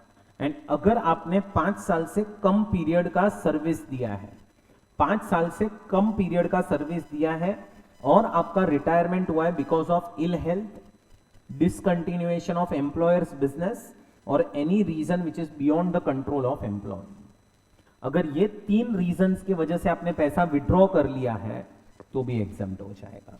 सो 5 साल या उससे ज्यादा पीरियड, या फिर आरपीएफ टू आरपीएफ में ट्रांसफर किया या आरपीएफ टू एनपीएस में ट्रांसफर किया या फिर एनी, ये 3 रीजंस की वजह से पैसा विड्रॉ कर लिया, इट इज एग्जेम्प्ट। ये कौन से केस में, recognised provident fund. Statutory provident fund में it is fully exempt, recognised provident fund में ये 4 केसेस में एग्जम्पशन मिलेगा। अनरिकॉग्नाइज्ड प्रोविडेंट फंड के लिए नोट नंबर 2 है। नोट नंबर 2 में क्या दिया हुआ है अनरिकॉग्नाइज्ड प्रोविडेंट फंड के अंदर, कि आपको देखो हर साल एम्प्लॉयर्स कंट्रीब्यूशन जो है वो हमें एग्जम्प्ट मिला है, मतलब एग्जम्पशन मिला है on employer's contribution. So every year employers contribution was exempt. अब जब लमसम अमाउंट रिसीव होगा ना तो उसमें जो एम्प्लॉयर्स कंट्रीब्यूशन होगा वो फुल्ली टैक्सेबल हो जाएगा। नेक्स्ट, हर साल जो आपको इंटरेस्ट क्रेडिट हुई है, हर साल जो आपको इंटरेस्ट क्रेडिट हुई है वो एग्जम्प्ट इन यूआरपीएफ। आपको जब लमसम अमाउंट मिलेगा ना, लमसम अमाउंट, तो जो भी एम्प्लॉयर्स कंट्रीब्यूशन पे इंटरेस्ट है वो भी आपको टैक्सेबल हो जाएगी अंडर सैलरी, और एम्प्लॉइज कंट्रीब्यूशन पे जो इंटरेस्ट आएगी, इंटरेस्ट ऑन एम्प्लॉइज कंट्रीब्यूशन, वो टैक्सेबल होगी अंडर अदर सोर्सेज। और एम्प्लॉई का जो कंट्रीब्यूशन होगा ना वो टैक्सेबल नहीं होगा। क्यों? क्योंकि उसका तो आपको डिडक्शन ही नहीं मिला था, उसका तो आपको डिडक्शन ही नहीं मिला था। तो तुम्हें समझ में आ रहा हो तो वो अमाउंट ऑलरेडी टैक्स हो चुका रहेगा, वो अमाउंट जो है वो ऑलरेडी क्या हो चुका रहेगा, टैक्स हो चुका रहेगा। सो ध्यान से सुनो, ये जो नोट है, नोट नंबर 2, यूआरपीएफ का जो लमसम अमाउंट आया, आपको 4 टुकड़ों में उसको डिवाइड करना है। क्या है वो 4 टुकड़े? Employer's contribution, interest on employer's contribution, employees contribution, interest on employees contribution. Employer's contribution और उसके ऊपर जो इंटरेस्ट आया वो टैक्सेबल होगा under the head salary. Employees contribution is not taxable and interest on employees contribution is taxable under other sources. So ये आपका note number 2 है। नोट नंबर 1 क्या था? तो जो आरपीएफ से पैसा मिला वो ये 4 केसेस में एग्जम्प्ट हो जाएगा, बाकी सब केसेस में टैक्सेबल हो जाएगा। अब दोस्तों, अब एक चीज जो हम लोगों को और डिस्कस करनी है यहां पे, एक चीज जो हम लोगों को और डिस्कस करनी है वो ये है कि आपको जब ड्यूरिंग सर्विस पीरियड इंटरेस्ट मिलती है, इंटरेस्ट, ये 2 चीज है बस। इंटरेस्ट क्रेडिटेड जो मैंने हाईलाइट किया हुआ है, interest credited is fully exempt in case of statutory provident fund and in case of recognized provident fund it is exempt up to 9.5%। ये कौन सी इंटरेस्ट है? ड्यूरिंग सर्विस पीरियड, मतलब जब आप सर्विस कर रहे हो वो टाइम पे जो भी आपको इंटरेस्ट मिली वो फुल्ली एग्जेम्प्ट है and it is exempt up to 9.5%। It is exempt up to 9.5%। ये जो इंटरेस्ट आपको मिली है, इंटरेस्ट क्रेडिटेड जो फुल्ली एग्जेम्प्ट हुई है, 9.5% एग्जेम्प्ट हुई है, ये जो इंटरेस्ट मिली है इसके ऊपर एक नोट है during service period. During service period क्या नोट है? तो उसके लिए नोट नंबर 4 है। नोट नंबर 4 क्या बोल रहा है कि अगर समझो कभी भी एम्प्लॉई का कंट्रीब्यूशन, ध्यान से सुनना, एम्प्लॉई का कंट्रीब्यूशन 2,50,000 से ज्यादा हो जाएगा, एम्प्लॉई जो है उसका कंट्रीब्यूशन अगर 2,50,000 से ज्यादा हो जाएगा ड्यूरिंग सर्विस पीरियड, मतलब समझो एम्प्लॉय कंट्रीब्यूट कर रहा है 3 लाख, एम्प्लॉयर भी कंट्रीब्यूट कर रहा है 3 लाख इन प्रोविडेंट फंड अकाउंट, तो हम आपको ये जो एग्जम्पशन है ये देंगे कब तक, जब तक एम्प्लॉई का कंट्रीब्यूशन 2,50,000 तक है तब तक। मतलब अगर एम्प्लॉई का कंट्रीब्यूशन 3 लाख है तो ध्यान से सुनना, 2.5 लाख के ऊपर जो इंटरेस्ट आएगी, 2.5 लाख के ऊपर जो इंटरेस्ट आएगी उस पे ये वाले प्रोविजंस लगाने हैं, और 50,000 के ऊपर जो इंटरेस्ट आएगी वो फुल्ली टैक्सेबल हो जाएगी। वो फुल्ली क्या हो जाएगी, टैक्सेबल हो जाएगी। सो वो चीज ध्यान में रखना कि एम्प्लॉई का जो कंट्रीब्यूशन है अगर वो 2,50,000 से ज्यादा है तो जो एक्सेस कंट्रीब्यूशन है, एक्सेस कंट्रीब्यूशन पे जो इंटरेस्ट है वो फुल्ली टैक्सेबल हो जाएगी, only on employees contribution, only on employees contribution. And अगर कोई इंडिविजुअल कंट्रीब्यूट कर रहा है, समझो ये एम्प्लॉय रिटायर हो चुका और उसने अपना प्रोविडेंट फंड कंटिन्यू किया, तो वही लिमिट जो 2.5 लाख की थी वो उन्होंने 5 लाख कर दी है। मतलब एम्प्लॉई का कंट्रीब्यूशन 5 लाख तक होगा, उस पे जो इंटरेस्ट मिलेगी दैट इज एग्जेम्प्ट, बट जैसे ही 5 लाख के ऊपर गया कंट्रीब्यूशन उस पे जो इंटरेस्ट आएगी दैट इज टैक्सेबल। ये कब पॉसिबल है, समझो एम्प्लॉई ने रिटायरमेंट ले लिया, फिर वो अकेला कंट्रीब्यूट कर रहे हैं इन प्रोविडेंट फंड अकाउंट, तब वो लिमिट 5 लाख है, बट जब वो एम्प्लॉई है तब वो लिमिट 2.5 लाख रुपया है। सो ये चीज ध्यान में रखना। डिटेल में मैंने इसके ऊपर एक क्वेश्चन करवाया हुआ था आपको क्लास के अंदर। अब दोस्तों, अब आ रहा है superannuation fund. What is superannuation? तो सुपर एन्युएशन का मतलब है ऑटोमेटिक एज ऑफ रिटायरमेंट। बोलो मेरे साथ, क्या है superannuation? Automatic age of retirement. अब थोड़ा सा याद करो, ये वाले केस में सुपर एन्युएशन फंड में कॉन्सेप्ट क्या था कि जो भी एम्प्लॉयर का कंट्रीब्यूशन होगा in superannuation fund, national pension scheme and recognised provident fund, 3 जगह पे है दोस्तों, 3 जगह पे statutory provident superannuation fund, national pension scheme and RPF, ये तीनों मिला के कहने से आपको 7.5 लाख तक एग्जाम था, और अगर 7.5 लाख से ऊपर गया, 7.5 लाख से ऊपर गया तो टैक्सेबल था, और वो टैक्सेबल कहां पे है? परक्विजिट के अंदर, अंडर 1727। सो 1727 हम उसको परक्विजिट कंसिडर कर लेते हैं। सो अगर एम्प्लॉयर का contribution in superannuation fund, in national pension scheme and in RPF is more than 7.5 lakh, तो एक्सेस अमाउंट इज टैक्सेबल। फिर उसके बाद जो भी आपको इंटरेस्ट मिला, interest is fully exempt. Superannuation fund में जो भी इंटरेस्ट मिला इज फुल्ली एग्जेम्प्ट, और employee contribution is again allowed as a deduction under section 80C। उसका आपको डिडक्शन मिल जाएगा under section 80C, and this deduction is not allowed under section 115BAC। 115BAC में ये डिडक्शन नहीं मिलेगा। ये 3 चीजें वापस से होगी ड्यूरिंग सर्विस पीरियड। रिटायरमेंट के वक्त नोट नंबर 3, अब जब भी रिटायरमेंट होगा, सुपर एन्युएशन फंड से पैसा आएगा, तो तुम समझो अगर ये पैसा डेथ पे आता है, डेथ, सुपर एन्युएशन फंड अकाउंट से पैसा आया कब? ऑन डेथ, एम्प्लॉय की डेथ हो गई तो इट इज एग्जेम्प्ट, पूरा पैसा एग्जेम्प्ट है। या फिर सुपर एन्युएशन हुआ, या फिर सुपर एन्युएशन से पहले डिसेबिलिटी हो गया, सुपर एन्युएशन हुआ या सुपर एन्युएशन से पहले डिसेबिलिटी हो गया। इसका मतलब क्या कि सुपर एन्युएशन हुआ मतलब कंपनी में एज फिक्स की गई थी 60 इयर्स, एम्प्लॉई 60 इयर्स का हो चुका, या फिर 60 इयर्स के पहले समझो एम्प्लॉई हैंडीकैप हो गया, डिसेबिलिटी आ गई। अब अगर मंथली अमाउंट मिल रहा है, मंथली मतलब तुम समझो it is like uncommuted, it is taxable. Lump sum amount मिला तो it is exempt. And last, अगर सुपर एन्युएशन फंड से पैसा एनपीएस अकाउंट में ट्रांसफर हुआ है, it is exempt, it is exempt, and in other cases it will be taxable, in other cases it will be taxable, वो taxable हो जाएगा other cases में। सो ये आपका सुपर एन्युएशन फंड का प्रोविजन है। उसके बाद वॉलेंटरी रिटायरमेंट कॉम्पेंसेशन। अब दोस्तों वॉलेंटरी रिटायरमेंट कॉम्पेंसेशन का प्रोविजन बहुत सिंपल, क्या कि वहां पे 4 लिमिट्स दी गई है, चारों में से whichever is lower is exempt. क्या है limit? Last drawn salary into 3 multiply by 3, average salary नहीं लेना है 3 मंथ्स का, into 3 into number of years of service. अब number of years of service में you will ignore fraction, you will ignore what, fraction, fraction को आप ignore कर दीजिए।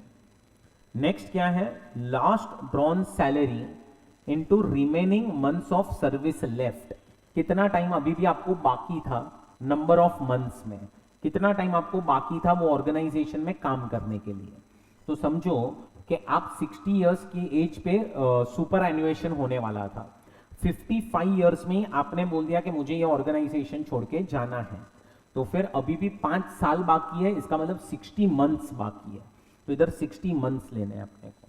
सो देखो फर्स्ट लिमिट है last drawn salary into 3 into number of years of service, fraction ignore कर देना, मतलब अगर किसी पर्सन ने 20 साल और 6 महीने काम किए तो 20 साल लेना है, 20 साल 9 मंथ्स किया है तो भी 20 साल ही लेना है।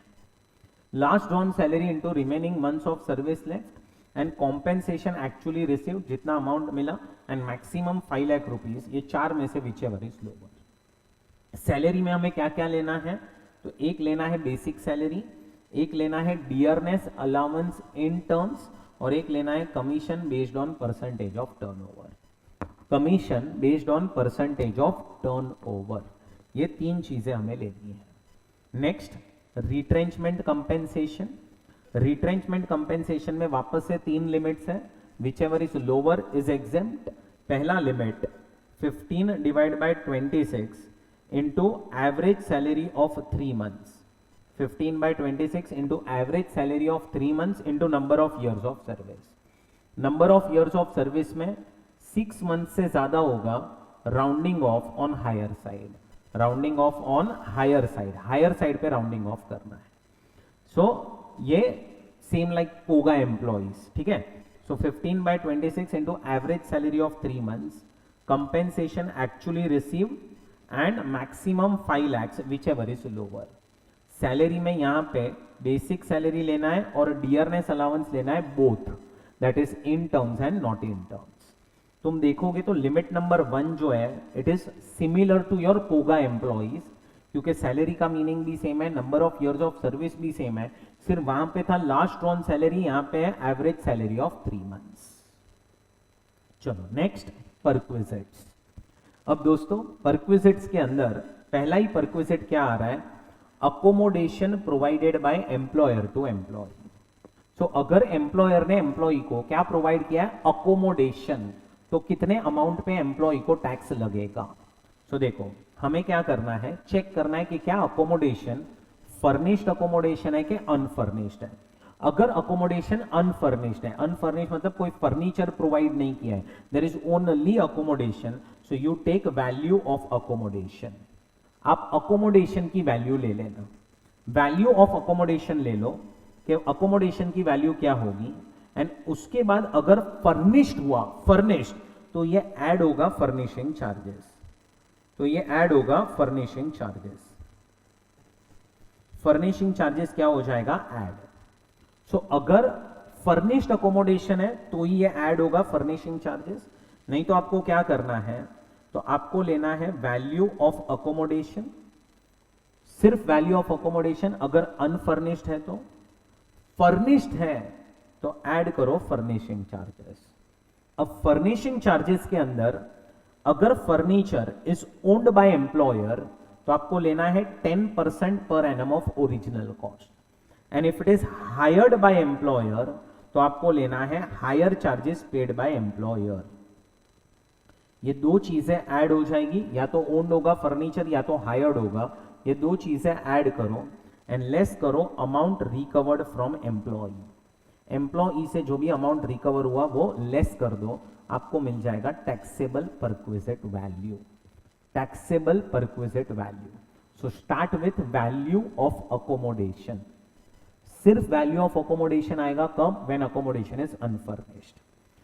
अगर फर्निश्ड है तो ऐड करो उसमें furnishing charges. Owned by employer है 10% per annum of original cost, hired by employer है actual hire charges paid by employer, whichever, मतलब ये दोनों में से जो भी आएगा वो ले लो, ये दोनों में से या तो ओन्ड होगा या तो हायर्ड होगा, वो ऐड कर दो वैल्यू ऑफ अकोमोडेशन में, एंड अगर कुछ अमाउंट एम्प्लॉई से रिकवर किया जा रहा है तो वो लेस कर दो।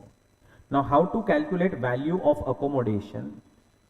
तो वैल्यू ऑफ अकोमोडेशन में अगर अकोमोडेशन गवर्नमेंट एम्प्लॉइज को दिया है, देन लाइसेंस फीस आपको क्वेश्चन में दी गई होगी, लाइसेंस फीस, और ये license fees is determined by central government, directly question में दी होगी, that is your value of accommodation.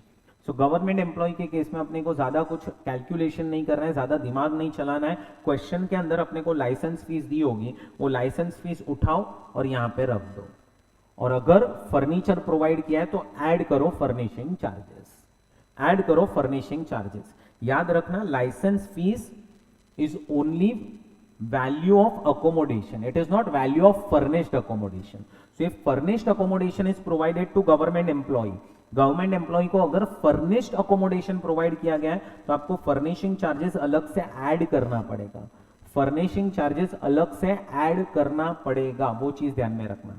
So start with value of accommodation, add furnishing charges. Now value of accommodation में अगर गवर्नमेंट एम्प्लॉय है तो licence fees जो directly question में दी होगी। अदर एम्प्लॉय है, अदर एम्प्लॉय, तो आप चेक करो कि यह अदर एम्प्लॉय के केस में क्या अकोमोडेशन एम्प्लॉयर का है, क्या अकोमोडेशन एम्प्लॉयर ने भाड़े पे दिया है, ओन्ड बाय एम्प्लॉयर है कि हायर्ड बाय एम्प्लॉयर है। So accommodation is owned by employer और hired by employer. If it is owned by employer मतलब एम्प्लॉयर का खुद का अकोमोडेशन है, तो फिर आप चेक करो अकोमोडेशन कहां प्रोवाइड किया गया है। ऐसे सिटी में प्रोवाइड किया है जहां पे population is more then 40 lakhs, तो फिर 10% of salary is taxable. Population अगर 15 लाख से ज्यादा है और लेस देन और इक्वल टू 40 lakhs है, 7.5% of salary is taxable, and अगर पॉपुलेशन लेस देन और इक्वल टू 15 lakhs है तो 5% of salary is taxable. Population अपने को देखनी है एज पर 2011 सेंसस। 2011 सेंसस के हिसाब से अपने को क्या चेक करना है दोस्तों, पॉपुलेशन, वो चीज ध्यान में रखना। और अगर अकोमोडेशन हायर्ड बाय एम्प्लॉयर है, हायर्ड, तो फिर hire charges paid by employer ले लो और 10% of salary which ever is lower, which ever is lower. यहां पे सैलरी का मीनिंग थोड़ा सा डिफरेंट है। ऑल मॉनिटरी पेमेंट्स, क्या लेना है, all monetary payments which are taxable and which are credited to normal bank account. All monetary payments which are taxable and which are credited to normal bank account excluding dearness allowance not in terms, advance salary, arrears of salary and taxable perquisite. Dearness allowance not in terms, advance salary, arrears of salary and taxable perquisite. So ये सब चीजों को हटा के बाकी जितने भी monetary payments होंगे जो टैक्सेबल होंगे एंड जो नॉर्मल बैंक अकाउंट में क्रेडिट होते हैं, जैसे आरपीएफ हो चुका, recognised provident fund, national pension Scheme, ये सब स्पेशल अकाउंट्स होते हैं, तो उसमें जो अमाउंट क्रेडिट होता है ना वो अपने को नहीं लेना है, वो सब नॉर्मल बैंक अकाउंट नहीं है, वो सब स्पेशल बैंक अकाउंट्स है, वो चीज ध्यान में रखना। सो ये आपका वैल्यू ऑफ अकोमोडेशन हो चुका। फर्निश्ड है तो ऐड करो फर्निशिंग चार्जेस। उसके बाद कभी कभी एम्प्लॉई को अकोमोडेशन प्रोवाइड किया जाता है इन अ होटल। अगर होटल अकोमोडेशन प्रोवाइड किया है, मतलब होटल में अकोमोडेशन दिया है, तो आप चेक करो होटल में अकोमोडेशन क्यों दिया गया है। अगर होटल में अकोमोडेशन दिया गया है फॉर एनी ऑफिशियल पर्पस, तो एम्प्लॉय को समझो मुंबई से भेज दिया गया दिल्ली, कुछ मीटिंग्स थी इसीलिए, और उसको बोला भाई तू एक होटल में रुक, तो अब ये ऑफिशियल काम के लिए वहां पे जा रहा है और उसको होटल में अकोमोडेशन दिया है, it is fully exempt, it is fully exempt. अच्छा, एम्प्लॉई का एक जगह से दूसरे जगह ट्रांसफर हुआ है, एम्प्लॉई का एक जगह से दूसरे जगह क्या हुआ है, ट्रांसफर हुआ है, और ट्रांसफर के वक्त उसको अकोमोडेशन दिया गया है इन अ होटल। ट्रांसफर के वक्त उसको अकोमोडेशन दिया गया है इन अ होटल।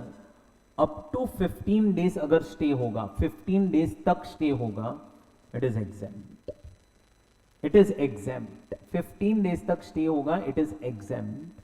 अगर स्टे आपका 15 डेज से ज्यादा है, more than 15 days, more than 15 days, याद रखना आपको टैक्सेबिलिटी आएगी फॉर ऑल डेज। मतलब अगर आपको होटल में 22 दिन के लिए स्टे दिया गया है, क्यों? क्योंकि आपका एक जगह से दूसरे जगह ट्रांसफर हुआ, तो जहां पे ट्रांसफर हुआ वहां पे आपको बोला कि अभी थोड़े दिन होटल में रुको। तो अगर आपको 22 डेज का स्टे दिया गया, 25 डेज का स्टे दिया गया, 15 दिन से ज्यादा का स्टे दिया गया, it is taxable for all days. सारे दिन के लिए आपको टैक्स लग जाएगा। 22 डेज, 25 डेज, जितने टाइम के लिए स्टे है, सब टाइम के लिए आपको टैक्स हो जाएगा। अच्छा, कितने पे टैक्सेबिलिटी आएगी? 24% ऑफ सैलरी लेना है, या फिर hire charges paid to hotel whichever is lower, whichever is lower. So दोनों में से जो भी लोअर आएगा वो ले लो। लेस करो amount paid by employee, amount paid by employee less करो, आपको मिल जाएगा परक्विजिट वैल्यू। देखो अब हम 24% क्यों लेते हैं पता है? क्योंकि होटल जो है ना, होटल वो फर्निश्ड होती है, तो उसमें आप अलग से कोई फर्निशिंग चार्जेस कैलकुलेट नहीं कर पाओगे, इसीलिए यहां पे परसेंटेज थोड़े से बढ़ा दिए गए हैं। अच्छा, आप जब समझो 22 दिन होटल में रुकते हो, जब आपका ट्रांसफर हो रहा है और 22 दिन आप होटल में रुकते हो, तो आपको सैलरी भी फिर 22 दिन की लेनी है। 22 डेज का ही आपको सैलरी लेना है, वो चीज ध्यान में रखना दोस्तों। सैलरी आपको 22 डेज का ही लेना है। अच्छा, and last, any other case, कोई अदर केस के वजह से आपको होटल में अकोमोडेशन दिया गया, तो प्रोविजन इज सेम, जो यहां पे है वहां पे सेम प्रोविजन। बस याद रखना यहां पे 15 डेज वाला कॉन्सेप्ट नहीं आता है। यहां पे 10 दिन के लिए स्टे हुआ तो भी टैक्स लगेगा, 20 दिन के लिए हुआ तो भी टैक्स लगेगा। यहां पे भी सैलरी का जो मीनिंग है ना, सैलरी का मीनिंग वो सेम यही वाला मीनिंग लेना है जो मैंने ऊपर सिखाया। सो ये आपका होटल अकोमोडेशन हो चुका। कभी कभी एम्प्लॉय को डबल अकोमोडेशन दिया जाता है, क्यों? क्योंकि उसका एक जगह से दूसरे जगह ट्रांसफर हो रहा है। समझो एम्प्लॉय मुंबई में रहता था, उसको पुणे शिफ्ट कर दिया गया, तो अब मुंबई में भी उसको अकोमोडेशन दिया है और पुणे में भी उसको अकोमोडेशन दिया है। एम्प्लॉय क्या बोल रहा है? मैं थोड़े दिन पहले पुणे चला जाता हूं, फिर मेरी फैमिली बाद में शिफ्ट होने वाली है। सो मुंबई में भी एम्प्लॉयर ने अकोमोडेशन दिया, पुणे में भी अकोमोडेशन दिया, so there is a double accommodation. Now if suppose there is a double accommodation, अगर डबल अकोमोडेशन है तो क्या होगा? तो यहां पे 90 डेज का टाइम है। कितने डेज का टाइम है बोलो? 90 डेज का टाइम है। 90 डेज तक अगर आपके पास 2 अकोमोडेशन है, हम आपको टैक्स जो है ना दोस्तों, दोनों में से किसी भी एक अकोमोडेशन पे लगाएंगे। हम आपको टैक्स जो है वो दोनों में से किसी भी एक अकोमोडेशन पे लगाएंगे, वो आपकी चॉइस का होगा। तो आप क्या करो, दोनों अकोमोडेशन की वैल्यू कैलकुलेट करो, जो भी लोअर आया वो ले लेना। So what is your taxable value of perquisite? Taxable value of perquisite shall be least of the following: value of old accommodation and value of new accommodation. And अगर 90 days से ज्यादा आपको डबल अकोमोडेशन दिया गया, 90 days से ज्यादा अगर आपको डबल अकोमोडेशन दिया गया है, तो फिर आपकी टैक्सेबल वैल्यू ऑफ परक्विजिट क्या हो जाएगी? Value of old accommodation plus value of new accommodation, दोनों ऐड कर देना। Old plus new, old plus new, दोनों ऐड कर देना। नेक्स्ट, आपको अगर अकोमोडेशन फर्स्ट ईयर में दिया तो जो ऊपर प्रोविजन सिखा है उस हिसाब से कैलकुलेशन करो। सेकेंड ईयर भी आपको अकोमोडेशन दिया गया है, तो calculate perquisite for second year as per above provision, जो सिखाया वो। एंड फिर क्या करना, फर्स्ट ईयर में जो आपका परक्विजिट आया था ना, फर्स्ट ईयर में जो आपका परक्विजिट आया था, उसको मल्टीप्लाई करना by cost inflation index of second year और डिवाइड करना by cost inflation index of first year.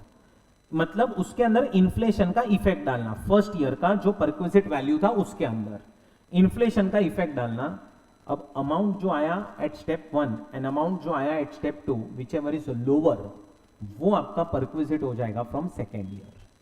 तो सेकेंड ईयर में आपको 2 कैलकुलेशन करने पड़ेंगे, जो आपको कैलकुलेशन ऊपर सिखाया वो, एंड फर्स्ट ईयर का जो परक्विजिट वैल्यू था उसमें इन्फ्लेशन का इफेक्ट डालना पड़ेगा। दोनों में से जो भी लोअर आया वो अपने को सिलेक्ट करना है। सो ये आपका अकोमोडेशन का परक्विजिट खत्म हुआ। Next is motor car perquisite. अब मोटर कार के केस में पहला ही पॉइंट देखो क्या दिया गया है कि अगर एम्प्लॉयर ने आपको मोटर कार प्रोवाइड की है तो आपको बेनिफिट मिला है मोटर कार का। अगर एम्प्लॉयर ने रनिंग एंड मेंटेनेंस एक्सपेंसेस पे किए हैं तो आपको उसका भी बेनिफिट मिला। एंड अगर मोटर कार समझो कि एम्प्लॉयर ने प्रोवाइड की, आरएनएम एक्सपेंस भी उसने किया और प्लस उसने ड्राइवर भी प्रोवाइड किया है, तो ड्राइवर का भी आपको बेनिफिट मिला।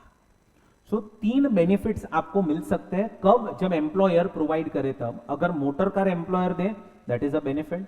अगर एम्प्लॉयर आरएनएम एक्सपेंस करे, दैट इज अ बेनिफिट। अगर एम्प्लॉयर ड्राइवर सैलरी पे करे, again that is a benefit. अब आपको यह चेक करना है कि मोटर कार किस पर्पस के लिए यूज हुई है। याद रखना, बेनिफिट तभी होगा जब एम्प्लॉयर के साइड से आएगा। अगर मैं आपको बोल दूं कि मोटर कार एम्प्लॉई की है, तो मोटर कार के लिए उसको कोई बेनिफिट नहीं है।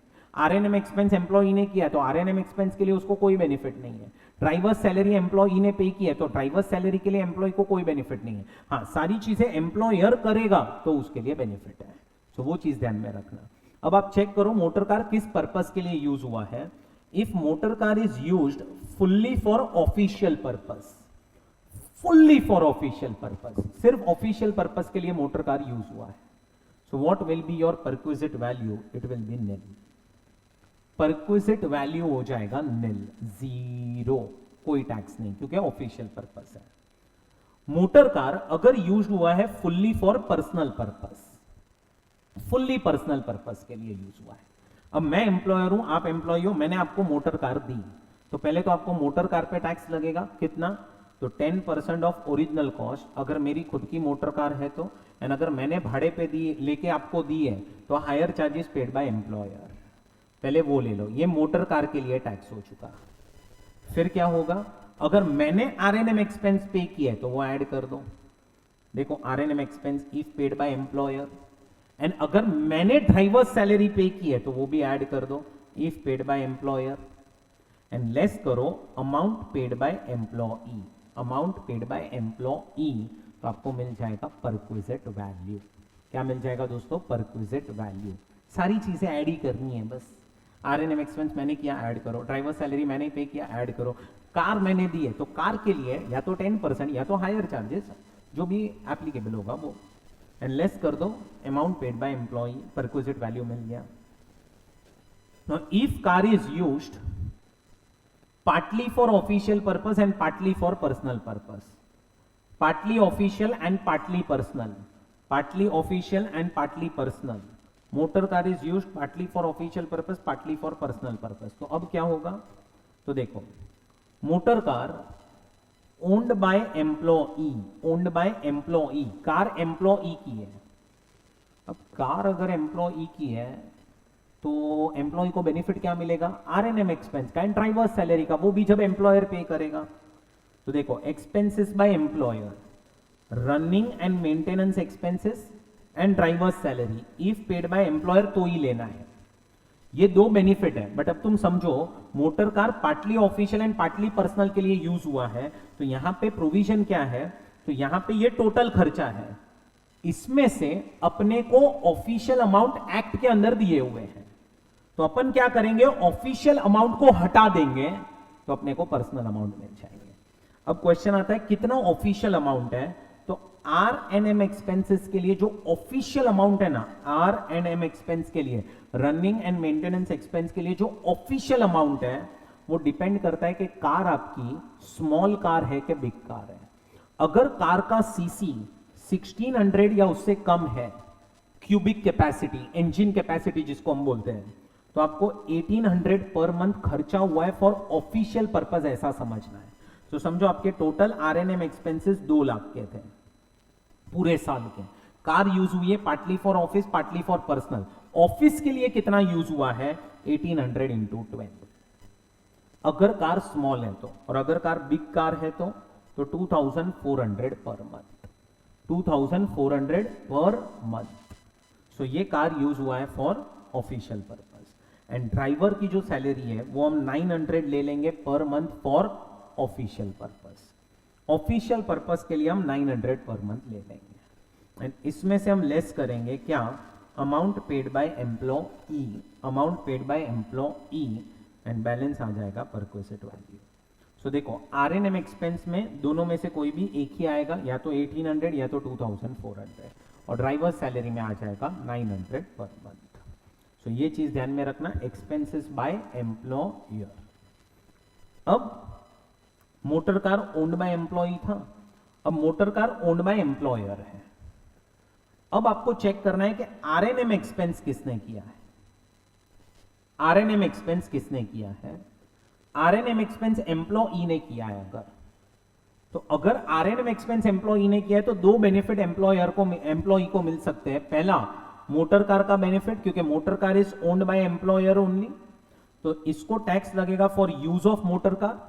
एंड दूसरा, अगर एम्प्लॉयर ने ड्राइवर की सैलरी पे की है तो ड्राइवर का सैलरी भी एम्प्लॉई के लिए बेनिफिट है। एंड अगर आरएनएम एक्सपेंस एम्प्लॉयर ने इनकर किए हैं तो एम्प्लॉई को तीन बेनिफिट मिल सकते हैं। एक तो कार मिल रही है, वो तो कंफर्म है, आरएनएम एक्सपेंस भी एम्प्लॉयर ने किया, वो भी बेनिफिट है, और ड्राइवर सैलरी अगर एम्प्लॉयर ने पे किया तो वो बेनिफिट है। अब ध्यान से सुनना, मैं क्या एक्सप्लेन कर रहा हूं। जब car is owned bye, when car is owned by employer, employer की कार है, एम्प्लॉयर की कार है। ध्यान से सुनना, यहां पे जो अमाउंट्स दिए गए ना आपको, यहां पे जो अमाउंट्स दिए गए ना दोस्तों, ये डायरेक्टली टैक्सेबल अमाउंट्स हैं। डायरेक्टली टैक्सेबल अमाउंट्स है, इसका मतलब इतने अमाउंट पे आपको डायरेक्टली टैक्स लगेगा, आपको कुछ करना नहीं है, directly it is taxable, fully taxable, आपको उसको टैक्स कर देना है बस। याद रखना, यहां पे कोई ऑफिशियल अमाउंट नहीं दी है, ये परक्विजिट वैल्यू ही दी गई है, इतना टैक्सेबल है। सो देखो, अगर कार एम्प्लॉयर की है, मेरी कार है, आरएनएम एक्सपेंस आप कर रहे हो, तो आपको बेनिफिट एक चीज का मिला है, यूज ऑफ कार। और अगर मैं ड्राइवर सैलरी पे कर रहा हूं तो आपको ड्राइवर सैलरी का भी बेनिफिट है। तो यूज ऑफ कार के लिए what is your perquisite value? तो अगर कार स्मॉल कार है तो 600 पर मंथ, बिग कार है तो 900 पर मंथ।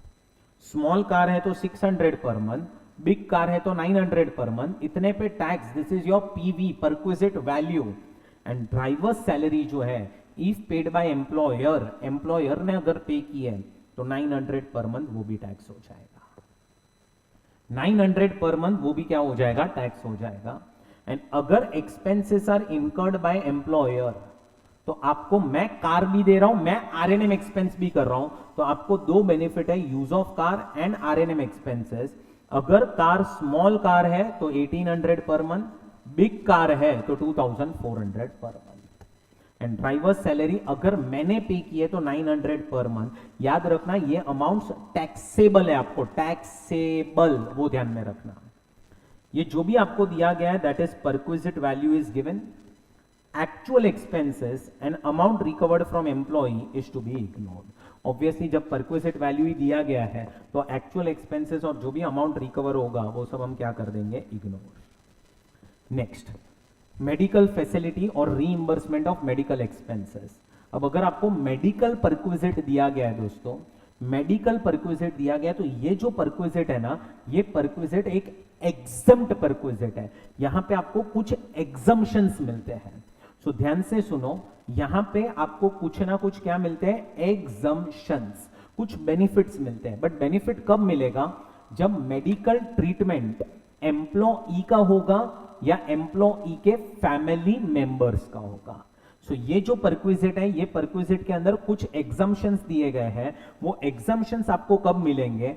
जब ट्रीटमेंट एम्प्लॉई का होगा या एम्प्लॉई के फैमिली मेंबर्स का होगा, तब आप लोगों को एग्जम्पशंस जो है वो मिलेंगे।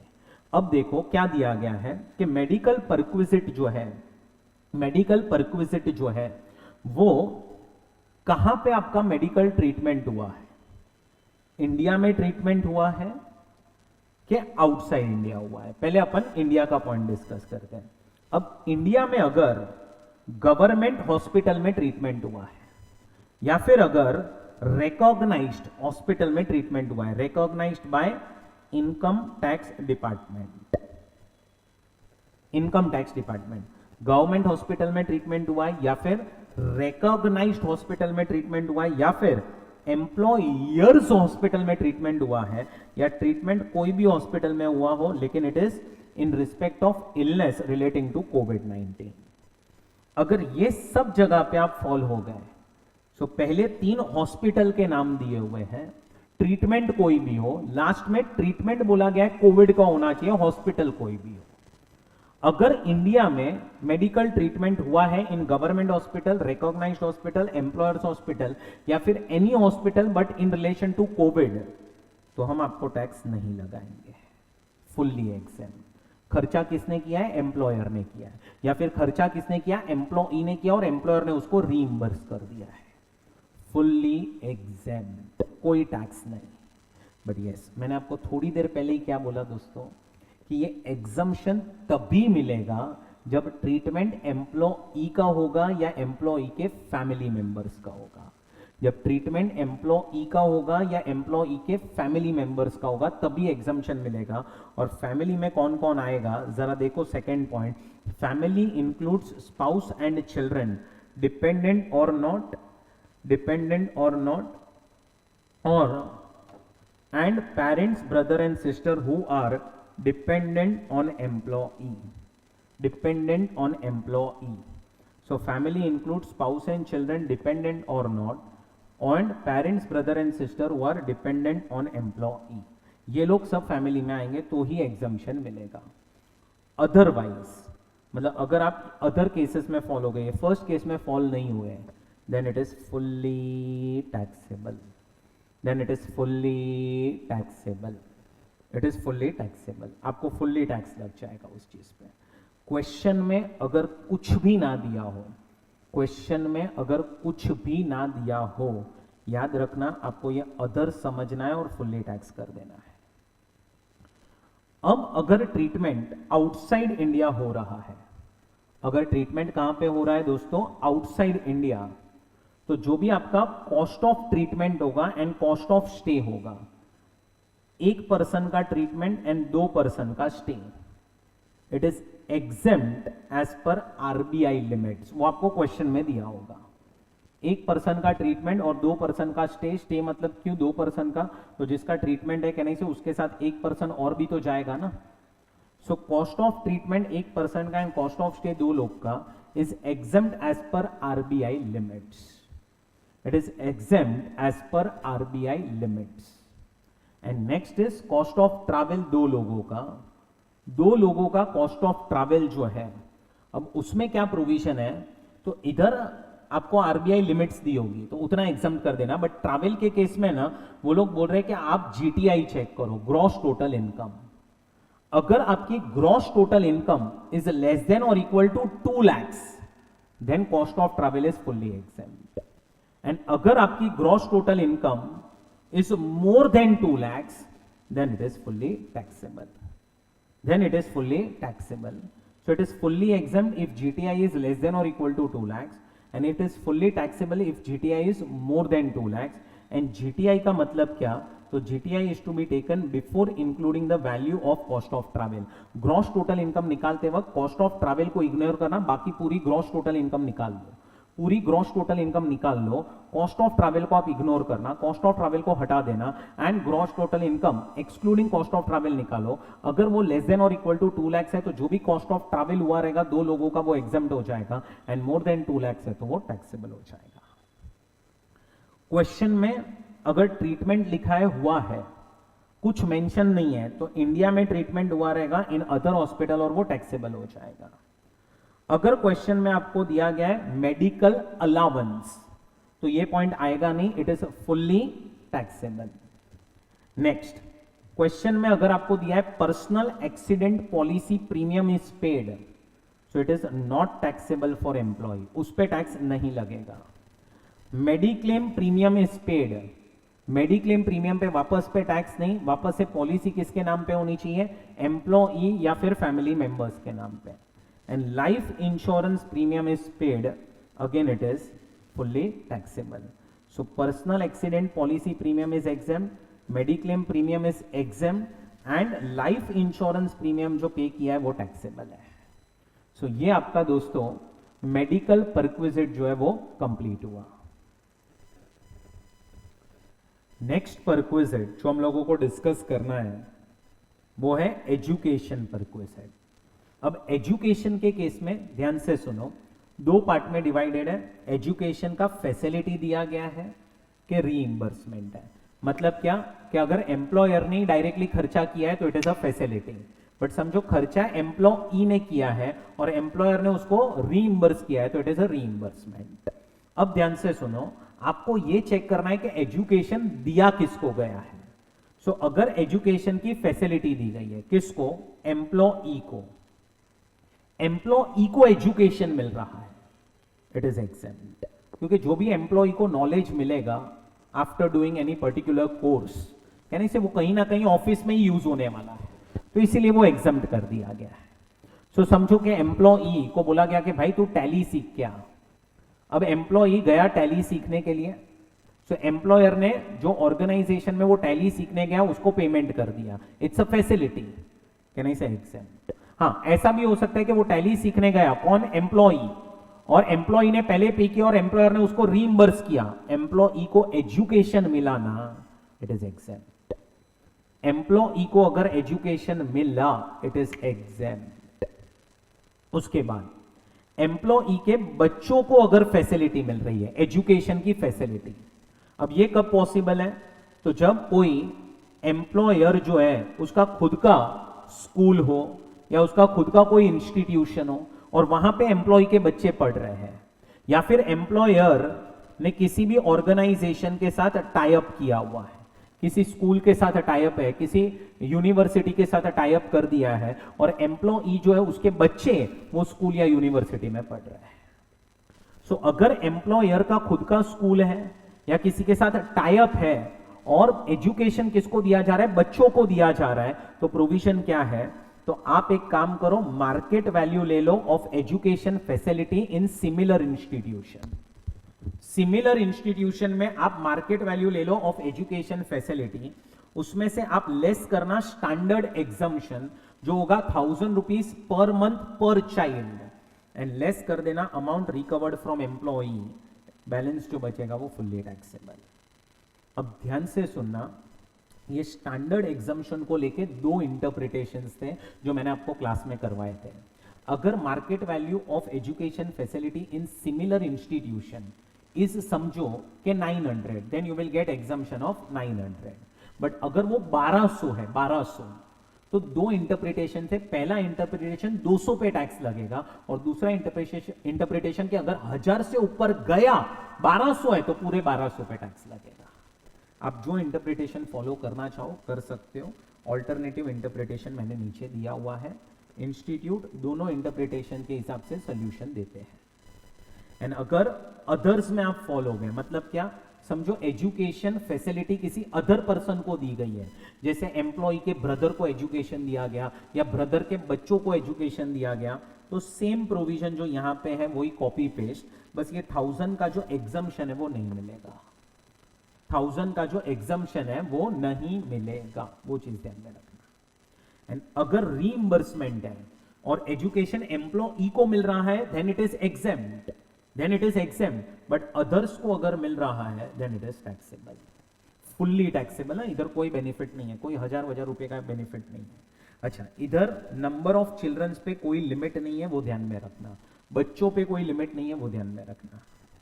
नेक्स्ट, बहुत easy perquisite, water gas electricity watchman servant provide किया गया, तो बहुत सिंपल है। What will be your perquisite value? जितना खर्चा एम्प्लॉयर ने किया है less amount paid by employee. अगर कोई अमाउंट पे कर रहा है एम्प्लॉय तो वो लेस कर दो। क्रेडिट कार्ड अगर एम्प्लॉयर ने एम्प्लॉय को प्रोवाइड किया तो एक्सपेंसेस इनकर्ड बाय एम्प्लॉयर, जितना भी उसने पे किया होगा क्रेडिट कार्ड के लिए, उसमें से जितना भी ऑफिस पर्पस के लिए यूज हुआ रहेगा वो लेस कर दो, and amount recovered from employee less कर दो, तो आपको बेनिफिट मिल जाएगा कि एम्प्लॉय को कितना बेनिफिट मिला, that is your perquisite value. अगर एम्प्लॉयर ने एम्प्लॉई को मूवेबल असेट यूज करने दिया है, बोलो क्या यूज करने दिया है? Movable asset. तो अब मूवेबल असेट में अगर computer, laptop, cellphone and telephone दिया गया है तो परक्विजिट वैल्यू इज निल, क्योंकि ये सब चीजें मेनली दी जाती है ऑफिस पर्पस के लिए। अगर मोटर कार प्रोवाइड किया गया है तो मोटर कार के लिए अपन ने ऑलरेडी चार्ट देख लिया थोड़ी देर पहले, एंड कोई अदर असेट प्रोवाइड किया गया है, एम्प्लॉयर ने एम्प्लॉय को कोई अदर असेट दिया है, now if other asset is owned by employer तो 10% per annum of original cost less amount paid by employee, and if it is hired by employer, higher charges paid by employer less amount paid by employee. So ये हो जाएगा use of movable asset. अच्छा, ये use के लिए provision है, वो ध्यान में रखना। Transfer of movable asset. Transfer of movable asset का क्या कॉन्सेप्ट है कि अब मूवेबल असेट अपन ने बेच दिया एम्प्लॉय को एट अ कंसेशनल रेट। सो आप क्या करो, एक्चुअल कॉस्ट ले लो, असेट की जो एक्चुअल कॉस्ट है वो ले लो, उसमें से लेस करो डिप्रीसिएशन फॉर कंप्लीटेड ईयर्स। अच्छा, अब गलती मत करना, अगर एम्प्लॉयर ने ये असेट 3 इयर्स 9 मंथ्स पहले खरीदा है तो आपको डिप्रीसिएशन कैलकुलेट करना है only for 3 years. 3 years 7 months 10 days है, वापस से 3 years. So completed years he लेना है, जब से एम्प्लॉयर ने असेट खरीदा तब से लेके जितने साल कंप्लीट हुए ना वो ही लेना है, खरीदा तब से, परचेज किया तब से, वो चीज ध्यान में रखना। सो एक्चुअल कॉस्ट ले लो ऑफ असेट, उसमें से लेस करो डिप्रीसिएशन फॉर कंप्लीटेड ईयर्स, आपको एस्टिमेटेड कॉस्ट मिल जाएगा ऑफ असेट, लेस करो अमाउंट रिकवर्ड बाय एम्प्लॉई, मतलब एम्प्लॉई से जो भी अमाउंट रिकवर हुआ लेस करो, परक्विजिट वैल्यू मिल जाएगा। डिप्रीसिएशन के रेट्स क्या लेने हैं, तो laptop, computer and computer peripherals, मतलब रिलेटेड इलेक्ट्रॉनिक्स टू कंप्यूटर्स है तो 50% लेना है और मेथड हो जाएगा WDV। मोटर कार के केस में रेट हो जाएगा 20%, मेथड हो जाएगा WDV। एनी अदर असेट के केस में 10% और मेथड हो जाएगा SLM। याद रखना यहाँ पे बस एक गलती मत करना, completed years, completed years, completed years, उसमें गलती मत करना। Next is interest free loan और लोन एट कंसेशनल रेट। अगर एम्प्लॉयर ने एम्प्लॉय को लोन दी है, अब या तो उससे इंटरेस्ट चार्ज ही नहीं कर रहा है या तो इंटरेस्ट चार्ज कर रहा है लेकिन मार्केट रेट से कम चार्ज कर रहा है, तो ये परक्विजिट बन जाएगा एम्प्लॉई के लिए। लोन परक्विजिट नहीं है, लोन के ऊपर जो हम इंटरेस्ट चार्ज नहीं कर रहे हैं या इंटरेस्ट चार्ज कर रहे हैं कम रेट पे, वो परक्विजिट है। अब अगर लोन दी गई है, एम्प्लॉयर ने एम्प्लॉय को लोन दी गई है for medical treatment, medical treatment के अगर लिए लोन दी गई है देन इट इज एग्जेम्प्ट, कोई परक्विजिट वैल्यू नहीं। बट यस, अदर पर्पस के लिए अगर लोन दी गई है, अदर पर्पस के लिए, तो आप देखो लोन अमाउंट कितना है। अगर लोन अमाउंट लेस देन और इक्वल टू 20,000, ये स्मॉल लोन है, स्मॉल लोन है तो वापस से परक्विजिट वैल्यू हो जाएगी 0, परक्विजिट वैल्यू हो जाएगी 0। बट अगर लोन अमाउंट 20,000 से ज्यादा है, लोन अमाउंट अगर 20,000 से ज्यादा है तो हम एम्प्लॉई को टैक्स लगाएंगे। कौन सी चीज पे टैक्स लगाएंगे, जो उसको इंटरेस्ट का परक्विजिट मिल रहा है ना उस पे टैक्स लगाएंगे। इंटरेस्ट का जो परक्विजिट मिल रहा है उस पे टैक्स लगाएंगे। अब इंटरेस्ट कैलकुलेट करने के लिए हमें 3 चीजें चाहिए, principal amount, rate amount and rate और duration. Principal, rate and duration. अब बेस्ट पार्ट क्या है, प्रिंसिपल। अब इसमें क्या करना है, लास्ट डे पे आप जाओ हर महीने के और देखो आउटस्टैंडिंग बैलेंस कितना है।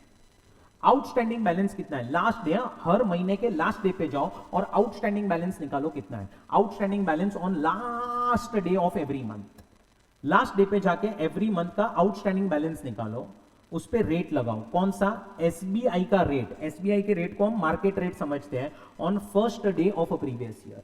First day of previous year पे SBI का जो रेट है वो ले लो और ड्यूरेशन आपका ऑलवेज 1 मंथ। आपको यहाँ पे इंटरेस्ट हर महीने का कैलकुलेट करना है। हर महीने के लास्ट डे पे देखो कि एम्प्लॉय को कितना अमाउंट देना है टू एम्प्लॉयर। आउटस्टैंडिंग अमाउंट देखो on last day of previous year. Last day of previous year पे जो भी अमाउंट आउटस्टैंडिंग होगा उस पे आप लगा दो SBI का रेट जो फर्स्ट डे पे एप्लीकेबल था। ड्यूरेशन हमेशा 1 मंथ आएगा। उसके बाद आ रहा है लीव ट्रैवल कंसेशन। अब लीव ट्रैवल कंसेशन मतलब क्या कि एम्प्लॉई अगर अपने फैमिली के साथ घूमने गया है इन इंडिया, अगर एम्प्लॉई अपने फैमिली के साथ घूमने गया है इन इंडिया, कहना इसे, अब उसके जो ट्रैवलिंग एक्सपेंसेस होंगे वो ट्रैवलिंग एक्सपेंसेस जैसे ही इनकर करेगा, सारे बिल्स एम्प्लॉयर को सबमिट करेगा, एम्प्लॉयर उसको उतना ही अमाउंट रीइंबर्स करेगा। अब ये जो रीइंबर्समेंट आया एम्प्लॉयर से, उस पे हम एग्जम्पशन देंगे। उस पे हम क्या दे देंगे दोस्तों, एग्जम्पशन दे देंगे। सो एम्प्लॉयर को हम क्या, एम्प्लॉय को हम क्या दे देंगे, एग्जम्पशन। सो वापस रिपीट कर रहा हूं, एम्प्लॉई जो है वो अपने फैमिली के साथ इंडिया में घूमने गया, ट्रैवलिंग एक्सपेंस हुआ, जो भी एक्सपेंसेस इनकर हुए उसने एम्प्लॉयर को सबमिट किए, एम्प्लॉयर ने वही खर्चे रीइंबर्स किए। अब जो भी पैसा एम्प्लॉयर से आया उसमें से हम आपको एग्जम्पशन देंगे। अब ध्यान से सुनना, पहले तो आपका ट्रैवलिंग खर्चा होना चाहिए इन इंडिया। दूसरा पॉइंट, आपको एग्जम्पशन तभी मिलेगा जब आप घूमने खुद जा रहे हो अलोंग विथ योर फैमिली। और फैमिली का यहां पे डेफिनेशन है, वापस से डेफिनेशन देखो क्या क्या है। Spouse and children of individual and parents, brother and sister of individual और any of them who are mainly और wholly dependent on individual. So employee जो है उसके spouse and children and employee के brother, sister and parents, but वो अगर dependent है तो, वो अगर डिपेंडेंट है तो। अब इसमें आप थोड़ा सा याद करो दोस्तों, एक पॉइंट था कि बच्चों के ऊपर उन्होंने लिमिट डाल दी है कि अगर एम्प्लॉय के बच्चे 11098 के पहले बॉर्न हुए हैं, 11098 के पहले बॉर्न हुए हैं, तो जितने भी बच्चे बॉर्न हुए रहेंगे सबको आप घूमने लेके जाओ, सबका एग्जम्पशन मिलेगा।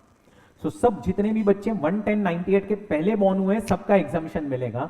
बट 11098 के बाद अगर बच्चे बॉर्न हुए हैं तो मैक्सिमम 2 बच्चों का ही एग्जम्पशन मिलेगा, मैक्सिमम 2 बच्चों का ही एग्जम्पशन मिलेगा। और उसमें से भी अगर आप याद करोगे तो अगर 2 बच्चों में भी पहले सिंगल बर्थ हुआ है, 11098 के बाद पहले सिंगल बर्थ हुआ तो उसका एग्जम्पशन मिलेगा। और जब सेकेंड टाइम था 11098 के बाद, जब सेकेंड अटेम्प्ट था, वो टाइम पे अगर मल्टीपल बर्थ हुआ है दोस्तों, तो एग्जम्पशन जितने भी मल्टीपल बर्थ में बॉर्न हुए सबका मिलेगा, सबका आपको एग्जम्पशन मिलेगा। वो चीज ध्यान में रखना, 11098 के पहले जितने भी बच्चे बॉर्न हुए सबका एग्जम्पशन, 11098 या उसके बाद मैक्सिमम 2, और उसमें भी पहले अगर सिंगल बर्थ हुआ है और फिर मल्टीपल बर्थ हुआ है तो मल्टीपल बर्थ में जितने भी बॉर्न हुए सबका एग्जम्पशन मिलेगा।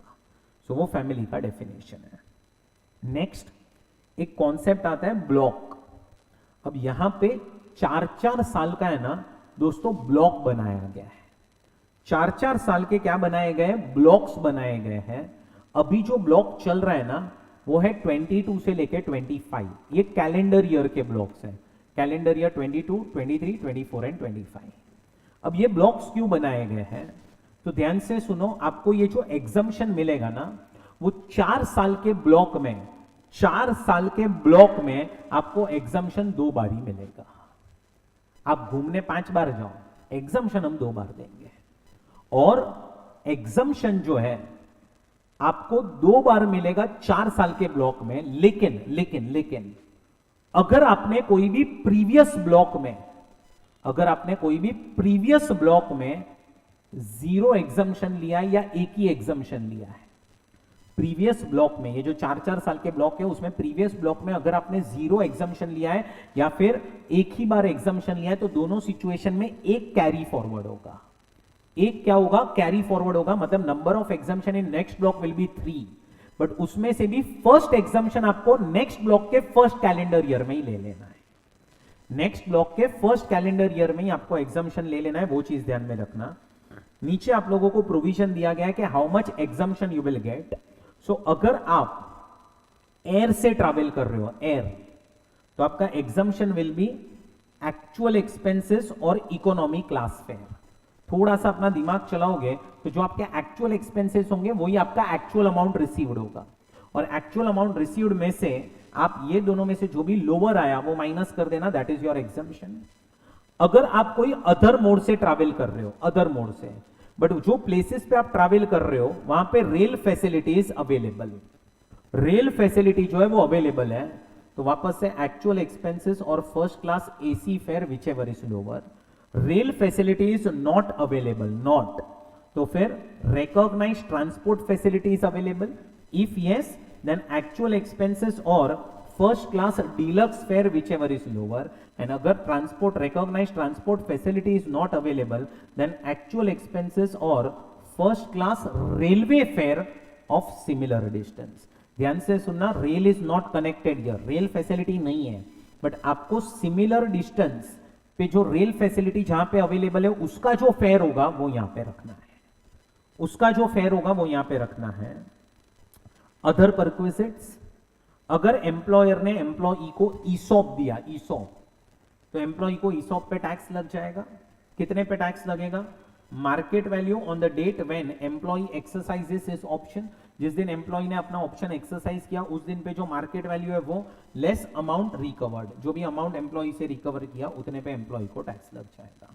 नेक्स्ट इज लंच फैसिलिटी, अगर एम्प्लॉयर ने एम्प्लॉय को लंच दिया है तो उसमें एग्जम्पशन है 50 रुपीज पर मील पर डे का। यहां पे आप याद करोगे दोस्तों तो इंस्टीट्यूट का अजम्पशन है कि 300 डेज वर्किंग डेज होते हैं, वर्किंग डेज, सो वो चीज ध्यान में रखना। लंच फैसिलिटी का आपको बेनिफिट नहीं मिलेगा under section 115 BAC, so 115 BAC में lunch facility is fully taxable.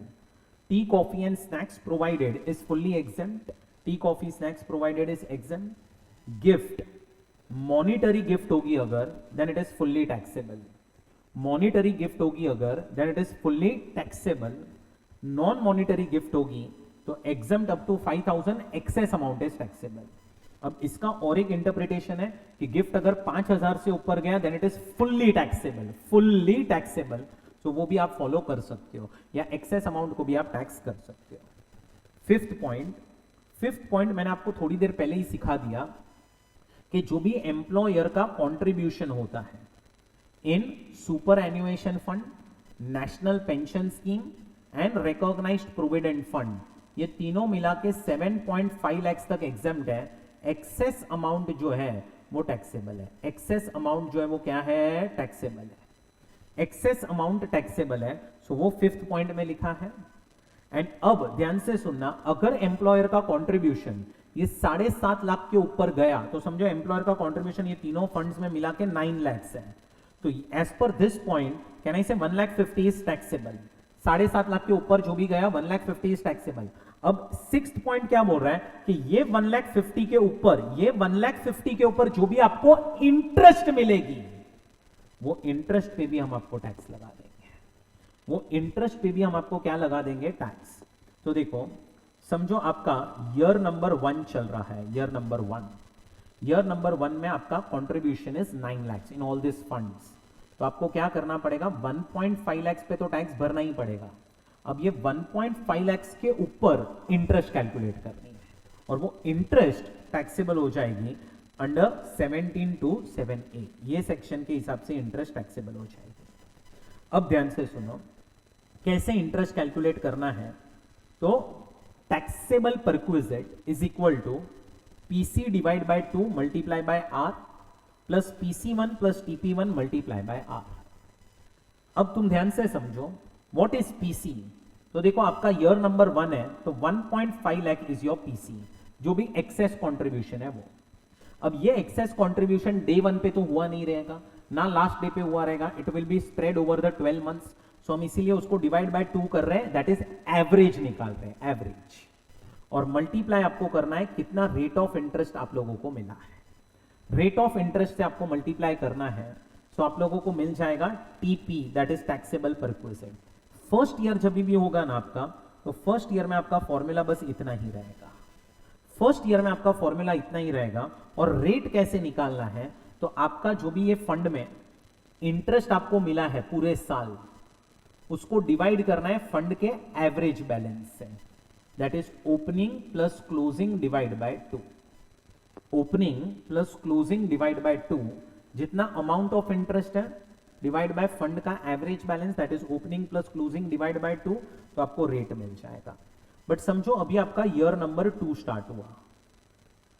Year number 2 में भी आपको 9 लाख का कंट्रीब्यूशन हुआ है, तो पहले तो 1.5 लाख क्या हो जाएगा? टैक्सेबल हो जाएगा। 1.5 लाख ये ईयर 2 का टैक्सेबल होगा। अच्छा, अब आपने ईयर 1 में ये फॉर्मूला अप्लाई किया था, अब ईयर 2 में करते हैं। तो 1.5 lakh divide by 2 multiply by R, ये 1.5 लाख करंट ईयर का। अब तुम लोगों ने फर्स्ट ईयर समझो कैलकुलेशन किया था और यहां पे अमाउंट आया था 3000। तो अब सेकेंड ईयर में क्या करना है? तो सेकेंड ईयर में वो लोग बोल रहे हैं PC1 ले लो। PC1, what is PC1? 1.5 lakh, that is last year का जो एक्सेस कंट्रीब्यूशन था वो, ये लास्ट ईयर का कंट्रीब्यूशन प्लस लास्ट ईयर की जो इंटरेस्ट थी वो, that is TP1 multiply by R, multiply by R. So ये जो है ना PC1 and PC1 and TP1 second year से आना स्टार्ट होगा। तो सेकेंड ईयर में फर्स्ट ईयर का जो एम्प्लॉयर का कंट्रीब्यूशन होगा 7.5 लाख से ऊपर वो, प्लस फर्स्ट ईयर पे जो इंटरेस्ट टैक्सेबल हुई रहेगी वो। अच्छा, थर्ड ईयर हुआ तो फर्स्ट एंड सेकेंड ईयर का एम्प्लॉयर्स कंट्रीब्यूशन जो 7.5 लाख से ज्यादा है, first year and second year का इंटरेस्ट जो टैक्सेबल हुआ है एज पर दिस फॉर्मूला।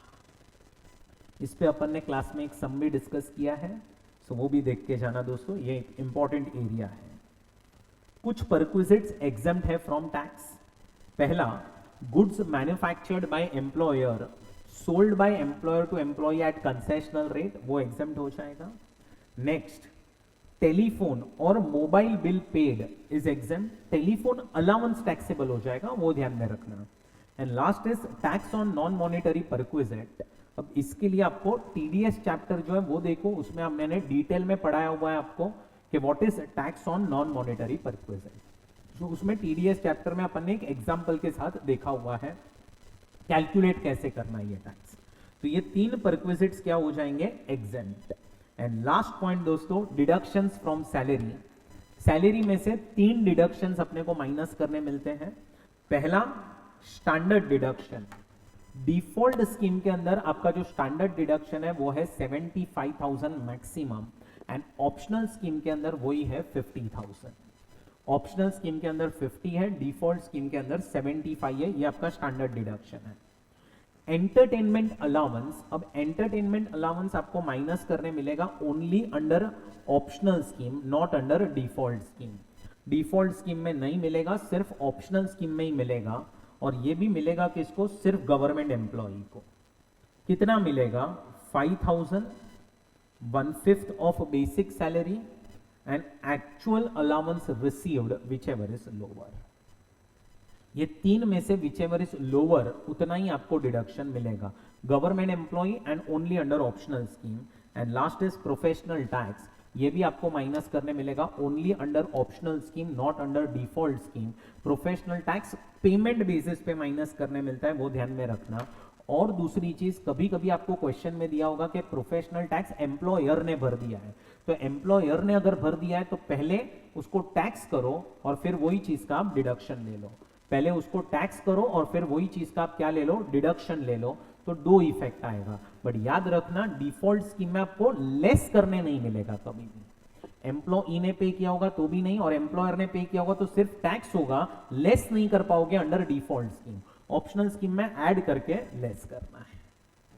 सो ये आपका दोस्तों सैलरी का जो रिवीजन है वो कंप्लीट हुआ। मिलते हैं नेक्स्ट वीडियो में। Thank you friends, bye bye, take care.